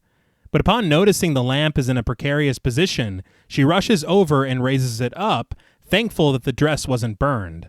The maid remarks that no one will come to the funeral anyway. Helen asks why, and the maid says it's because they're afraid. They say that the spirits of the dead killed her. What was that? Yeah. It's kind of important. Yeah. Helen calls bullshit as the maid pours and hands her a drink. The maid says that she wouldn't be saying that if she knew how the medium died. Helen is confused, saying that the medium clearly died of a heart attack. She says she should know. She kept her going with all those camphor shots. The doctor said the same thing, and the maid says that she knows, but that doesn't mean anything at all. She says the truth is, the medium died during one of her seances while she was in a trance. That's pertinent information. Yes. You should have told me that before I even fucking came over here. But So now I'm mad at you. Yeah. Yeah. So now we're no longer friends. Did anybody else notice that you can see their breath as they're talking? No. No, I did Yes. not. I didn't catch that at all. I'm like, why is it so cold? So cold in there? Ooh, it's cold in here. Maybe that's why. Maybe. But the maid says that the medium had become obsessed with speaking to the dead, and apparently she held a seance every Friday, no matter the weather. Well, why would weather? Yeah, we're inside. Interfere with Yeah. And thunder helps, honestly, I think. atmosphere? Yeah. Have you heard of it? But Helen chuckles, finding it foolish that the medium would do such a thing with her weak heart. But she snags the dress as the maid stays behind for a moment, fixing the overhead lamp as it's come down on its own again. Helen enters the medium's room again, draping the dress over her bed, her eyes transfixed on the purple ring. She goes to lift the medium to change her as the maid watches from the doorway, crossing herself. Helen requests a pair of stockings as well, and the maid retrieves them from a nearby dresser. Helen asks the maid if she plans to stay the night, and the maid says, "God forbid," and tells Helen that she's leaving with her. But when Helen asks for a pair of shoes for the medium, the maid leaves the room to search for them, as the medium rarely, if ever, left the house. Alone with the body, her outfit now changed, Helen rests the medium's hands over each other and eyes the ring hungrily. Ma'am. I think hearing that she had a heart attack during the seance, Yes. I would stop looking at the ring. Yeah. I That's a deterrent. yeah. Like, that's bait. Yeah. Yeah. But she calls out to the maid to see how far away she is, and we see a black cat enter the room as she answers Helen from far away that she's still looking for the shoes. I thought the black cat was symbolic Yeah. of superstition. Yeah. I will say all black cats are lovely, and I love them all. Yeah. They're all beautiful and they get a bad rap. They do. But Helen seizes the moment, wrenching the ring off of the medium's finger with such intensity that the ring is sent flying underneath the medium's nightstand. Helen drops to her knees to search for it, and as she's bent down, the medium's hand falls onto the edge of her bed, tapping Helen on the top of her head and scaring the shit out of her. In her fright, she bumps the nightstand, knocking over a glass of water. That'd scare me too. Hell yes. You were just dead. Yeah. You were just dead. Yeah, you're dead, Frank, or whatever they said. But the maid hears all of this and asks Helen what happened. Helen assures her that it was nothing, and in her search, finally locates the ring next to a doll lying on the floor. She snatches it, hiding it in her bra, and crossing the medium's hands again over her chest. She crosses it so that the ring hand is under. Yeah. Dude, that's fucked up. Yeah. All that just happened right now, maybe you were just going to clean it and then you were going to put it back, right? Yeah. I mean, It's not too late at this point. Nope. yeah. What you did was already fucked up, but you can still fix it right now. Well, I'm sorry, but I literally just barely stole the ring, Yeah. and I've already been punched in the head, and I've already knocked Yeah. my head on a Yeah. nightstand. That's I've made a that's mess. a sign. Yeah, I've made a mess. These are signs. A very loud fly lands on the medium's finger, but Helen bats it away. Its buzzing echoes throughout the room as Helen returns her attention to the medium, closing her eyes with her fingers. But suddenly, Helen hears a drop of water echoing loudly throughout the room. She sees it's dripping from the glass that she spilled and into a small metal dish. She picks up the glass, setting it upright, just as the maid returns with a pair of shoes. As thunder rumbles outside, Helen puts them on the medium's feet. When she's finished, She gasps to see that the medium's eyes are once again opened and the fly has returned to her finger. Helen screams but assures the maid that it's nothing when she's asked what's wrong. She insists that they leave now since everything is done. It's like, so something's wrong. Yeah. Everything's fine, but let's get the fuck out of here. I will say, from the rip, I love the quiet horror of this segment. Yeah. And I especially love that there seems to be some clear influence of the Telltale Heart. Yeah. That was my exact thought. Yes. Yeah, I appreciate it a lot. Yeah. But the camera presses in on the body of the medium, her eerie smile and her eyes wide open. Helen returns to her apartment, the green light of the tavern sign blinking off and on as the camera pans over to her front door. She sets down her things and takes off her coat and heads into the living room to turn on the lights. Thunder continues to rumble outside amidst a patter of rain as Helen puts on a sweater, pours herself a drink, and promptly sits down. She then reaches into her bra to retrieve the ring. She puts it on immediately, admiring how it looks on her finger. But suddenly, a fly's buzzing is heard in her apartment, and she sees that the fly is resting on her ring finger. Take it back. Yeah. That was fucking great. Mm-hmm. Yeah, and that's all we need, right? Yeah. Oh, Yeah. yeah. She shakes the fly off, but the buzzing intensifies, and in a series of frantic shots, she tries to bat it away with a cloth. The sound eventually disappears, but is immediately replaced by the echoing sound of a drop of water. She heads into her kitchen to see a drop falling from the faucet at the sink. She shuts it off, but the sound continues, this time from the bathroom. She reaches the bathtub to turn off the faucet, silencing it. But the moment she leaves the bathroom, the echoing sound of a drop of water continues, this time from her umbrella that she used when she was out in the rain. So water in Italy is really loud. Every drop. Is it something you gotta get used to? Yeah. No, I'm like, you fucked up really bad. Oh, yeah. yeah. Like, you majorly fucked up. And I'm sorry, but it's terrifying. The fucking umbrella was barely off the ground. It should not be this. Yeah. No. Yeah, and if that's what it is, then I already know something supernatural is happening. Yeah. Yeah. I've heard water drop before. But she moves the umbrella from its upright position to stop the sound and sits down in her living room, fear washing over her face and a tinge of guilt. But suddenly, a door is heard creaking open down the hall. Helen rises from her seat and with a shaky voice calls out, "Who's there?" Step by cautious step, she inches her way down the hall, the creaking noise heard again, but even louder and longer this time.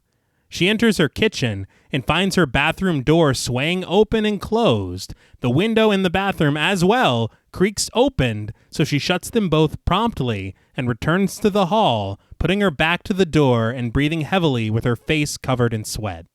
I would be running back to that house. Oh, yeah. We're returning. You ran there once tonight? Go. Yeah. Please, Yeah. please.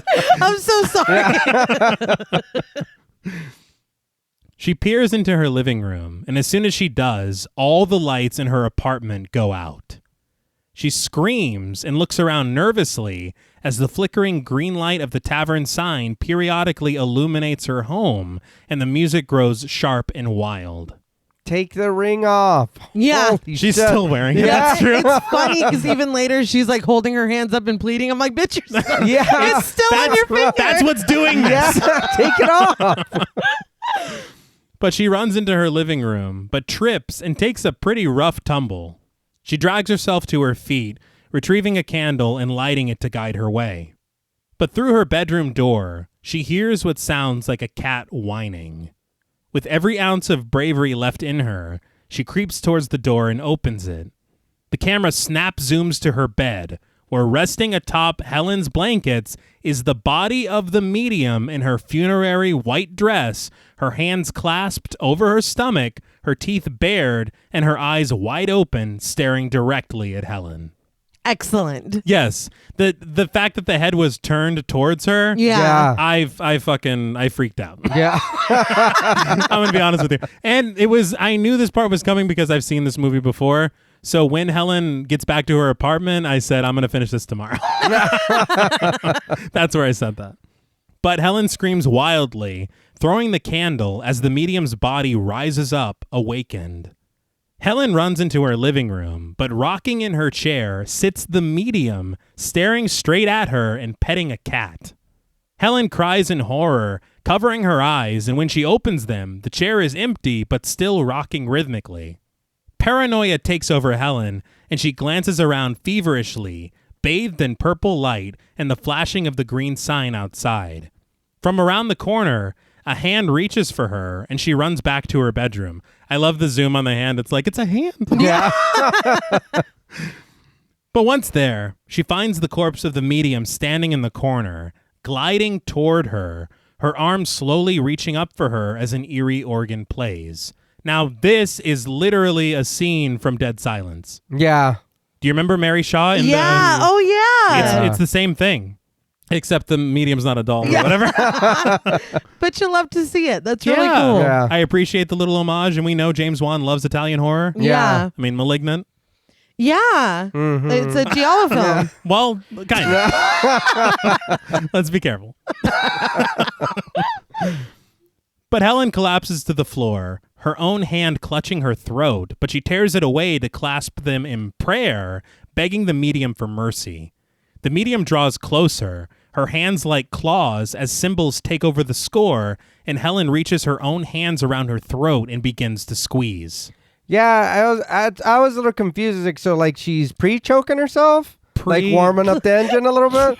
I mean, I get it. No, I'm saying, like... I get it. I don't. Just saying, you know, I understand. But so who's choking you? Nobody. No. It's a spirit. No. But this is when I'm like, offer it back. Yeah. Yeah? Take it off. Do anything. She's like, is there any way I can live and keep the ring? No, sure, right, I'll work it off. Please. Yeah, I'll give you a down payment. Yeah. 50. I'm like, obviously she's not under her own control at this point. Yeah. But all the way up until now, You had the chance. You know why she's here. You know what you did. Yeah. And again, this is the classic fucking comeuppance Oh, yeah. that we all know and love. But Helen falls back into the hallway as a stray cat walks across her windowsill, meowing. Was that General?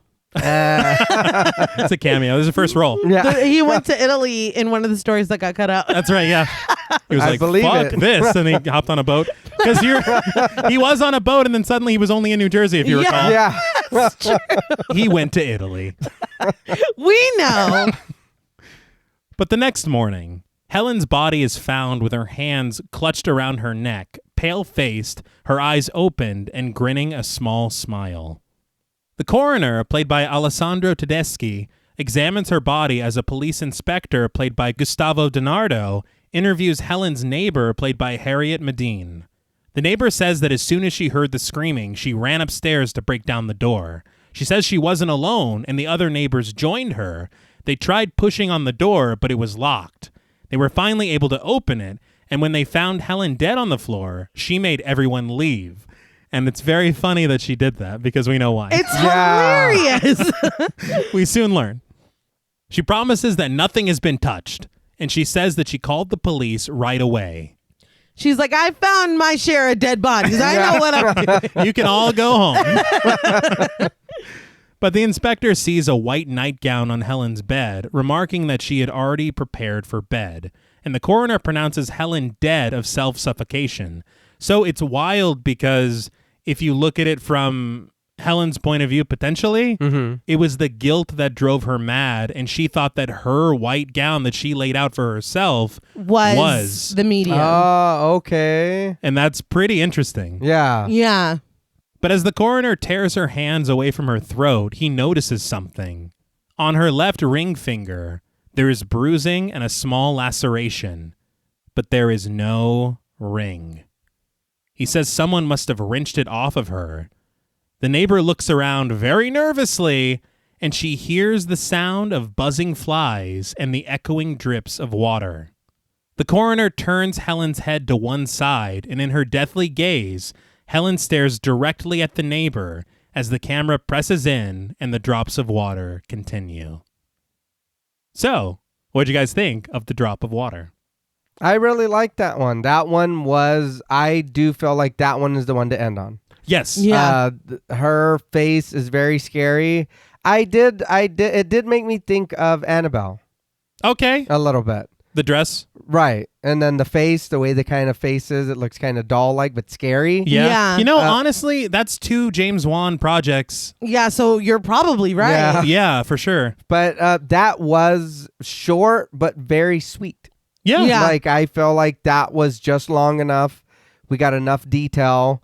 We didn't really need to know any kind of backstory about any of the characters. Just enough, and it was done. Yeah. Yeah. And I think the more we talked about it and listening to whatever, I think that one might be my favorite one too. Wow. Because Yeah. it is very just get to the point. Here it is.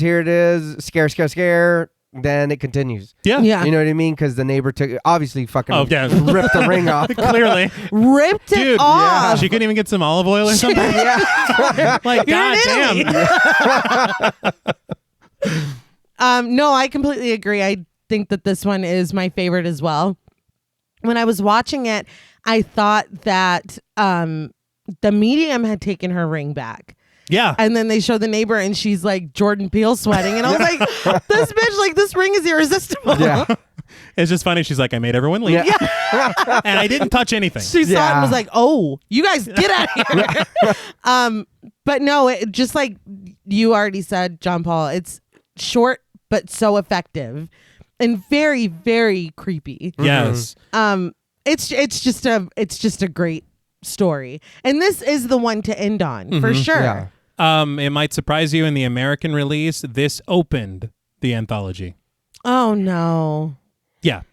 The problem I have with that, I feel like that this is such a good balance of fast story, scare, and then continue. Mm-hmm. That if you do this at the beginning, you need to follow strong after this. Yes. Yeah, no, you blew your water, Eddie. Yeah. All right. What is happening? But right, that's what No, you're saying. yeah. And for me, I really enjoy this segment a lot. I think that a lot of it goes, this is what I'm talking about with the style of Italian horror. Okay. Because the lighting, the cinematography really carries this segment. Mm-hmm. And it just, I mean, it's brilliant. I can't. Yeah. Yeah. It's honestly, for me, one of the most perfect anthology segments I've ever seen in any anthology. It's good. Yeah, it is. And that face will stay with you forever. Mm-hmm. Oh, yeah. But we cut to Boris Karloff, dressed as Gorka from the Vurdulak segment, riding his horse through the woods. He pulls on the horse's reins and looks down Lynn's, telling us, "So there it is." He asks if we saw that ending coming, as there's no fooling around with ghosts because they take revenge. He says that we've come to the end of our tales and he must leave now. He pats his horse with a laugh and tells the viewer, "Watch out on the way home.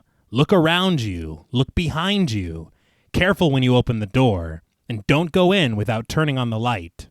He seals it with a kiss, telling us to dream about him and that we'll become friends. I was like, all right. I don't want to be your Gorka. I know what you do to people that you care about. Bob was like, was that in the script? But he laughs it off as he begins to ride away, the trees passing him as his horse takes off. But when the camera pulls back, we see that it's all a bit of movie magic. Karloff on a horse apparatus controlled by someone beneath it, a man seated at the camera as various men run around it holding trees, and a lighting system spinning in a circle to give the illusion of movement. Karloff continues to laugh as the music grows upbeat and whimsical, and we get on-screen text reading, "Fini." We fade to black, and the credits roll. It was already funny to me that he was still in costume from the Vurdulak. Yeah. That's earlier. already hilarious. Yeah. But when we pan out and we get this adorable fucking ending, I was just not expecting that at all. Yeah, I forgot you said this was a Monty Python movie. That's weird. Oh, yeah. It is charming, though. I did enjoy that. It's like, look what we were doing. You know It's what so I mean? cute. But yeah, it was a pretty good little ending. It made me smile the first time I saw it to see like a peek behind the curtain. yeah. And I always wondered why they did this. And I found out today in my research. Mm-hmm. I was reading in Our Culture, and I also heard from Turner Classic Movies. Yeah. But what happened was they told Bava that his planned ending for the film, which I don't know what it was, they told him it was American International Pictures. Yeah. They told him that it was too dark.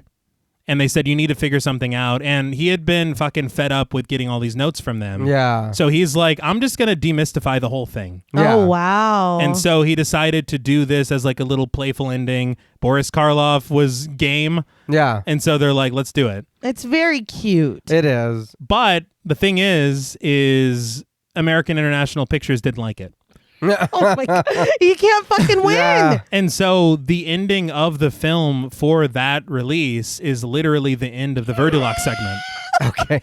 So you're talking about it ending too dark so much so that you make Bava shoot something new. Yeah. And then you're like, let's end it with the whole family dying. Yeah. What the fuck? Like, what the fuck? You don't know what you want. No. You don't know what you want. So that's why they just like kind of, annoy the shit out of me. That's wild. But what did you guys think of Black Sabbath? I like this movie. It's not something that I would probably watch on my own or kind of like see and take just from the looks of it. Mm-hmm. But I'm glad that we did cover it. I did enjoy this. I'll be honest, it's not something that like I said, I would pick myself because it's not really something that's in, my wheelhouse. But this was a good, nice little treat. Like I said, we went to a play that they did, Clue. Yeah. Me and your sister and the kids went, and I really enjoyed that. Mm-hmm. So seeing things that seem like a play or theater, I did notice that I do like that a little more. Yeah. So that did help me kind of with the movie. I did enjoy that. Some of it is kind of like her not calling the cops at the beginning. Mm-hmm. It was like, okay, I don't, you know what I mean? It was like, why didn't you do that? Yeah. Same thing in the second story. It's like, dude, you didn't have to stop here, but you did. Now you're inserting yourself into this family's business. And then even that, your dad warned y'all. He told you you. still didn't listen. Yeah. You didn't need to stop, and you certainly didn't need to stay. No. In the end, just don't steal. You know what I mean? You shouldn't have been stealing. No? Especially from this lady. You know what I mean? Yeah. That you shouldn't have done that. But I mean, other than that, I did enjoy this. Like I said, it was a good little treat. It is something that I'm not. I don't want to say comfortable. I'll use the word familiar because I'm not familiar with a lot of this. Uh-huh. But it was a good little time. I did enjoy that. Yeah, I agree. I liked it a lot. It's not something that was even on my radar. So I am glad that we've covered it. I'm glad that you recommended it. And it is really cool to look and see all the things that drew from this. Mm-hmm. For it to be this influential, that's a really special thing. But yeah, I had a lot of fun talking about it. And just pointing out the little silly stuff along the way. But this is a very interesting watch. And there were pieces, specifically in the last two stories, that were chilling. Yeah. Mhm. That were actually pretty fucking unnerving or scary. Mm-hmm. And that's a treat. I mean, we don't get that a lot. And then especially looking back at 63, Yeah. that's something that I was like, oh, like it genuinely is like upsetting. Mm-hmm. That's just really cool. I really did appreciate this. It's not my favorite anthology that I've ever seen, but I am glad that I watched it and I had a really good time. I'm very happy to hear all of this. Yeah. I love this film so much. I think really everything about it just speaks to things that I enjoy about films of this era. Right. And watching it, I feel like I grow more fond of it the more I see it. Mm-hmm. And when we get to the ratings, I'm going to correct a mistake that I've made in the past. Too often. But I forgot to mention in the Drop of Water segment in the American release, Mm-hmm. as they're walking to the medium's room for the first time, the maid tells Helen, and she said that she would put a curse on anyone who ever came into... Stop! Yeah, we So, don't need that. Again, that's what I'm talking about as far as them just fucking butchering this movie. Yeah. That's too much. So I really appreciate, and I'm very glad that we got to watch and discuss the Italian release. Mhm. Yeah. I really enjoy watching this. I would go as far to say if we move the nostalgic love that I have for Creepshow out of the way, for a moment, Black Sabbath is my favorite horror anthology. Oh, Okay. wow. And I discovered that watching it this time and writing the script for it. Okay. Because as much as we all talk about horror anthologies, as much as we all love them, Yeah. to have one that has the flair of Italian horror attached to it, Okay. what more could I ask for? Yeah. Except to also have been in it. So were you just like not paying attention last week when we did Cat's Eye? Or I like... left mentally.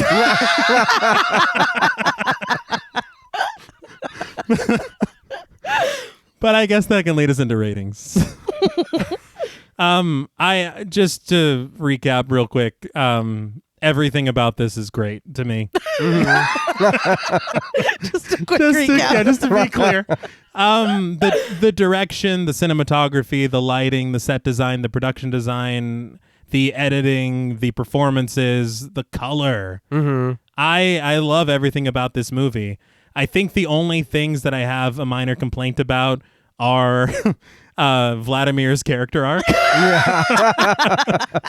And the inclusion of more time in between segments for Boris Karloff. Yeah. And it really sucks to learn that Bava shot that. Yeah. Yeah, that sucks. Yeah. And how dare AIP say shoot these segments? He shoots them. They get rid of them for the Italian release and then put them in the American release reshot with different dialogue.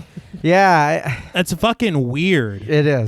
It really just feels like they did him horribly. Yeah. This Yeah. entire thing. And I don't get why you have a brilliant filmmaking mind like Mario Bava. Yeah. Let him work. Yeah. But I digress. I don't even know if AIP is even around anymore.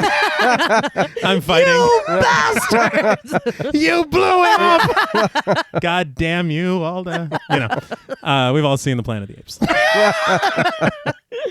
But when I say I want to correct a mistake that I've made many times, what happens very often is we'll cover a movie that we love tremendously. We realize how much we love it, but because we want to spend a little more time with it, we'll give it something like a 9.5. I did that with Perfect Blue, Yeah. which deserved a 10. I regret that every day of my life. You wake up, it's your first thought. It's my biggest regret. But films, I think if you feel it in your heart, you got to be honest with yourself. Right. Perfect Blue deserved a 10. Yeah, it did. And for me, out of 10 Faces of Fear, I'm going to give Black Sabbath 10 Faces of Fear out of 10. Okay. Good for you. Yeah. Feel your feelings. Thank Yeah. you. But I'll now open the floor to you. I mean, I don't think, we need to go over it is funny to sit here and try to think and be like, yeah, there is a few minor gripes, you know what Yeah. I mean? But I did have a lot of fun. Like I said, I would recommend anyone who hasn't seen this to watch it. Give it a watch and then, tell us what you think. Or you know what I mean? If you like it, you like it. I wouldn't say that I wouldn't watch this again because I probably would. Wow. Honestly. But again, is it something that I'm familiar with and that I would be like probably my first pick? Probably not. You know what I mean?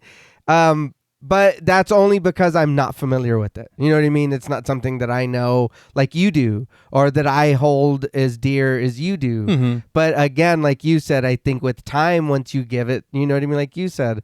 So I do appreciate you saying that because we do that. And it is something that if we like the movie, we should just give it the way we feel. You know what I mean?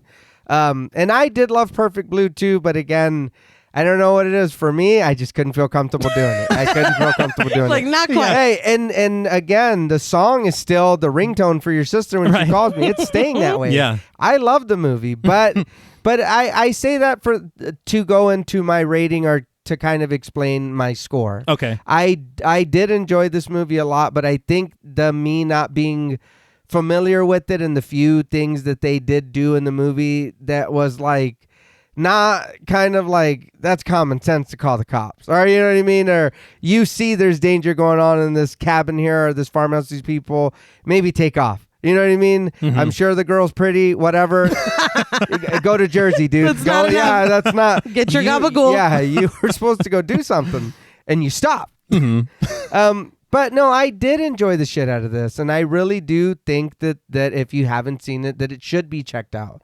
The ending scary, the face, that's something like you said. I feel like that alone, just the face, if you've never seen this movie, that would be something to get me, honestly, to be like, I want to know what that is. That's terrifying. Yes. Yeah. Even if I got to sit through the whole movie to get to it, I need to know what the fuck that terrifying face is from. Mm-hmm. So for me, I did also have a lot of fun talking about the movie Mm-hmm. and learning about everything that was going on. But for me, on a scale of 1 to 10 faces of fear, I'm going to give Black Sabbath a 6.5. I did enjoy the movie, but like I said, I'm not very familiar with it. Mm-hmm. So I would like to get more familiar with what was going on. You know what I mean? And branching out to Italian horror. Right. I know that I have started to try to watch more international horror films on my own as well. I know you guys do too on y'all's spare time, but with the time we have, it's kind of hard. Yeah. So I would like to jump into it and kind of also put that in rotation with other things, with newer things, even if they're older movies, to check it out. For sure. It feels weird recapping every time we do anthologies because it's like I already said everything after every single segment. Yeah. But I will say that I had a blast talking about it and kind of dissecting it and really just acknowledging those moments that are genuinely frightening. Yes. Because they are there. Yeah. And there's a mix of things that are a little bit sillier, like really just Vlad, period. Yes. His entire character was fucking ridiculous. But like I said, this isn't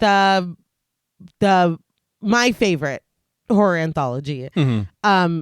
But I respect it a lot. And like I said, I had a lot of fun talking about it. I love those moments that you can really tell were so influential and would go on to have a big hand in things that I do absolutely love. Mm-hmm. I am a little bit torn on my score. All right. But because we're right on the heels of my favorite segment of the film, and I am kind of vibing on that, I am going to go with the higher number. It's not your number. Okay. But this is something to watch for sure. Like John Paul said, even if it's not necessarily your genre or your style, these things are important to watch because they paved the way for a lot. Mm-hmm. And not only that, like I said, with the son and the face in the second and third story, genuinely frightening, genuinely disturbing. Those aspects I enjoyed a lot. So on a scale from 1 to 10 faces of fear, I am going to give Black Sabbath 8 out of 10 faces of fear. All right. Okay. I did go up half a point from when I sat down because this was a really great conversation. It was. And again, those moments that are, I did not sit down for this movie thinking that I was going to get freaked out at all. No. So when I saw that face and I was like, oh my God, that's a treat. Like, that's a treat. Yeah. And I'll be honest, I would have given it more if we would have gotten more of the Frame in-between. story. Yeah, totally If agree. we would have had Boris Karloff in the middle, in between, giving us as a host, I'm not gonna lie to you, I probably would have gave it a full ass other point. But That's again, fair. it is the stories just end, and then we're thrown into the next one. It does. The first one was so jarring. Yeah. I'll make a supercut of both.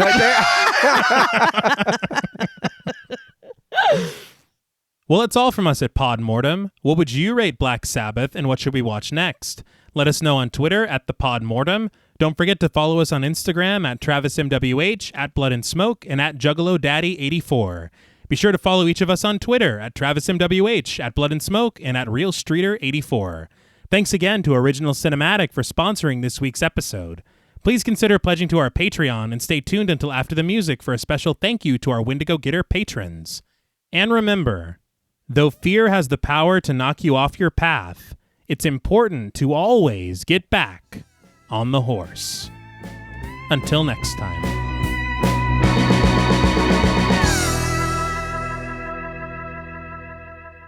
Thank you for staying tuned. We want to give a very special thank you to all of our Wendigo Getter patrons. Woo! Yeah! Very good. A special... what? You sounded like Hans Molman. I saw you stifling it.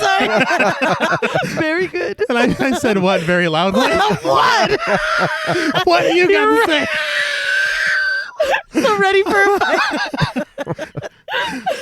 A special thank you to Chris Ontiveros, Kristen Lofton, Megan Martinez, Kimberly Bass, Sophie Hodson, Anthony Jerome M., Jordan Nash, Kent Morton, Lala Tamez, Travis Anissa Hunter, Miguel Myers ATX, Jennifer Perez, Allison O'Neill, Carissa, TJ and Angie Bronson, Gabrielle Trevino, Spooky Mom, Applin Ontiveros, Karima Rhodes, Antonio Huerta, Kimberly Kleindienst, Will Brown, Sydney Smith, Osvaldo Soto, Bobby Holmes, Donna Eason, JD Rizak, Molly Gerhart, Armand Spasto, Eggy, William Berry, Brittany Ramatar, Charity Oxner, Amanda Six, Mandy Rainwater, Eden, Jordan Roberts, Dylan, Melissa Sierra, Holly Bryan, Jordan Blevins, Liz Heath, Spencer Montalvo, Pancake the Panda, John Ramos, Michael Newting, Alexis Roberts, Dan Laveau, Itzy M, Gary Horton, Leisha Olivier, Kate Lamp, Carlos and Sydney, Jessica Hunter, Helena Rudder, Alan Johnston, Mariah, Livy Fun,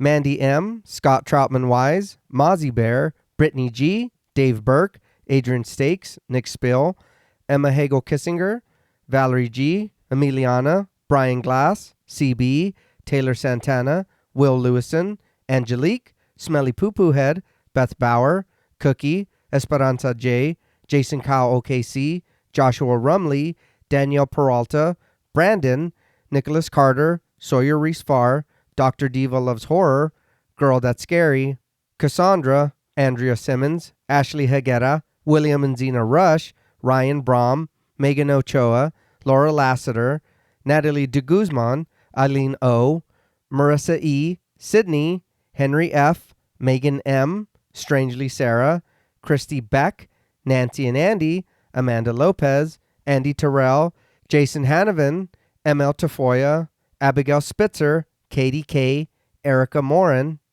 Cameron S, Nicole Stewart, Tris Wynn, K.87, Mariah Jensen, Carrie A, Lonnie Lono, Powell, Kayla E, Maggie H, Fernando Dominguez, Murder Stina, No Thanks Tom Hanks, Kevin McGonigal, Kristen Marcy, Ori81 Boricua, Look Like That One Girl, Bog Boy, Montez ShamWow, Felnez63, Alita Pui, Probably My Jugs, Kate Thackeray, Wade Pack, Charlie V, A Lizard, Bryant Watson, Luke Ashley, Jay Rich, Jen Lassiter, Topher Williams, Elena Metler, Neil Chesin, Valerie K, Kim Sterling, Christy Lee Kruger, Professor of Humanities Laura McCarricker, Naomi, Josh Smith, Autumn Green, Jess L, Itzel, Heather Santiano, and Abby Kopp.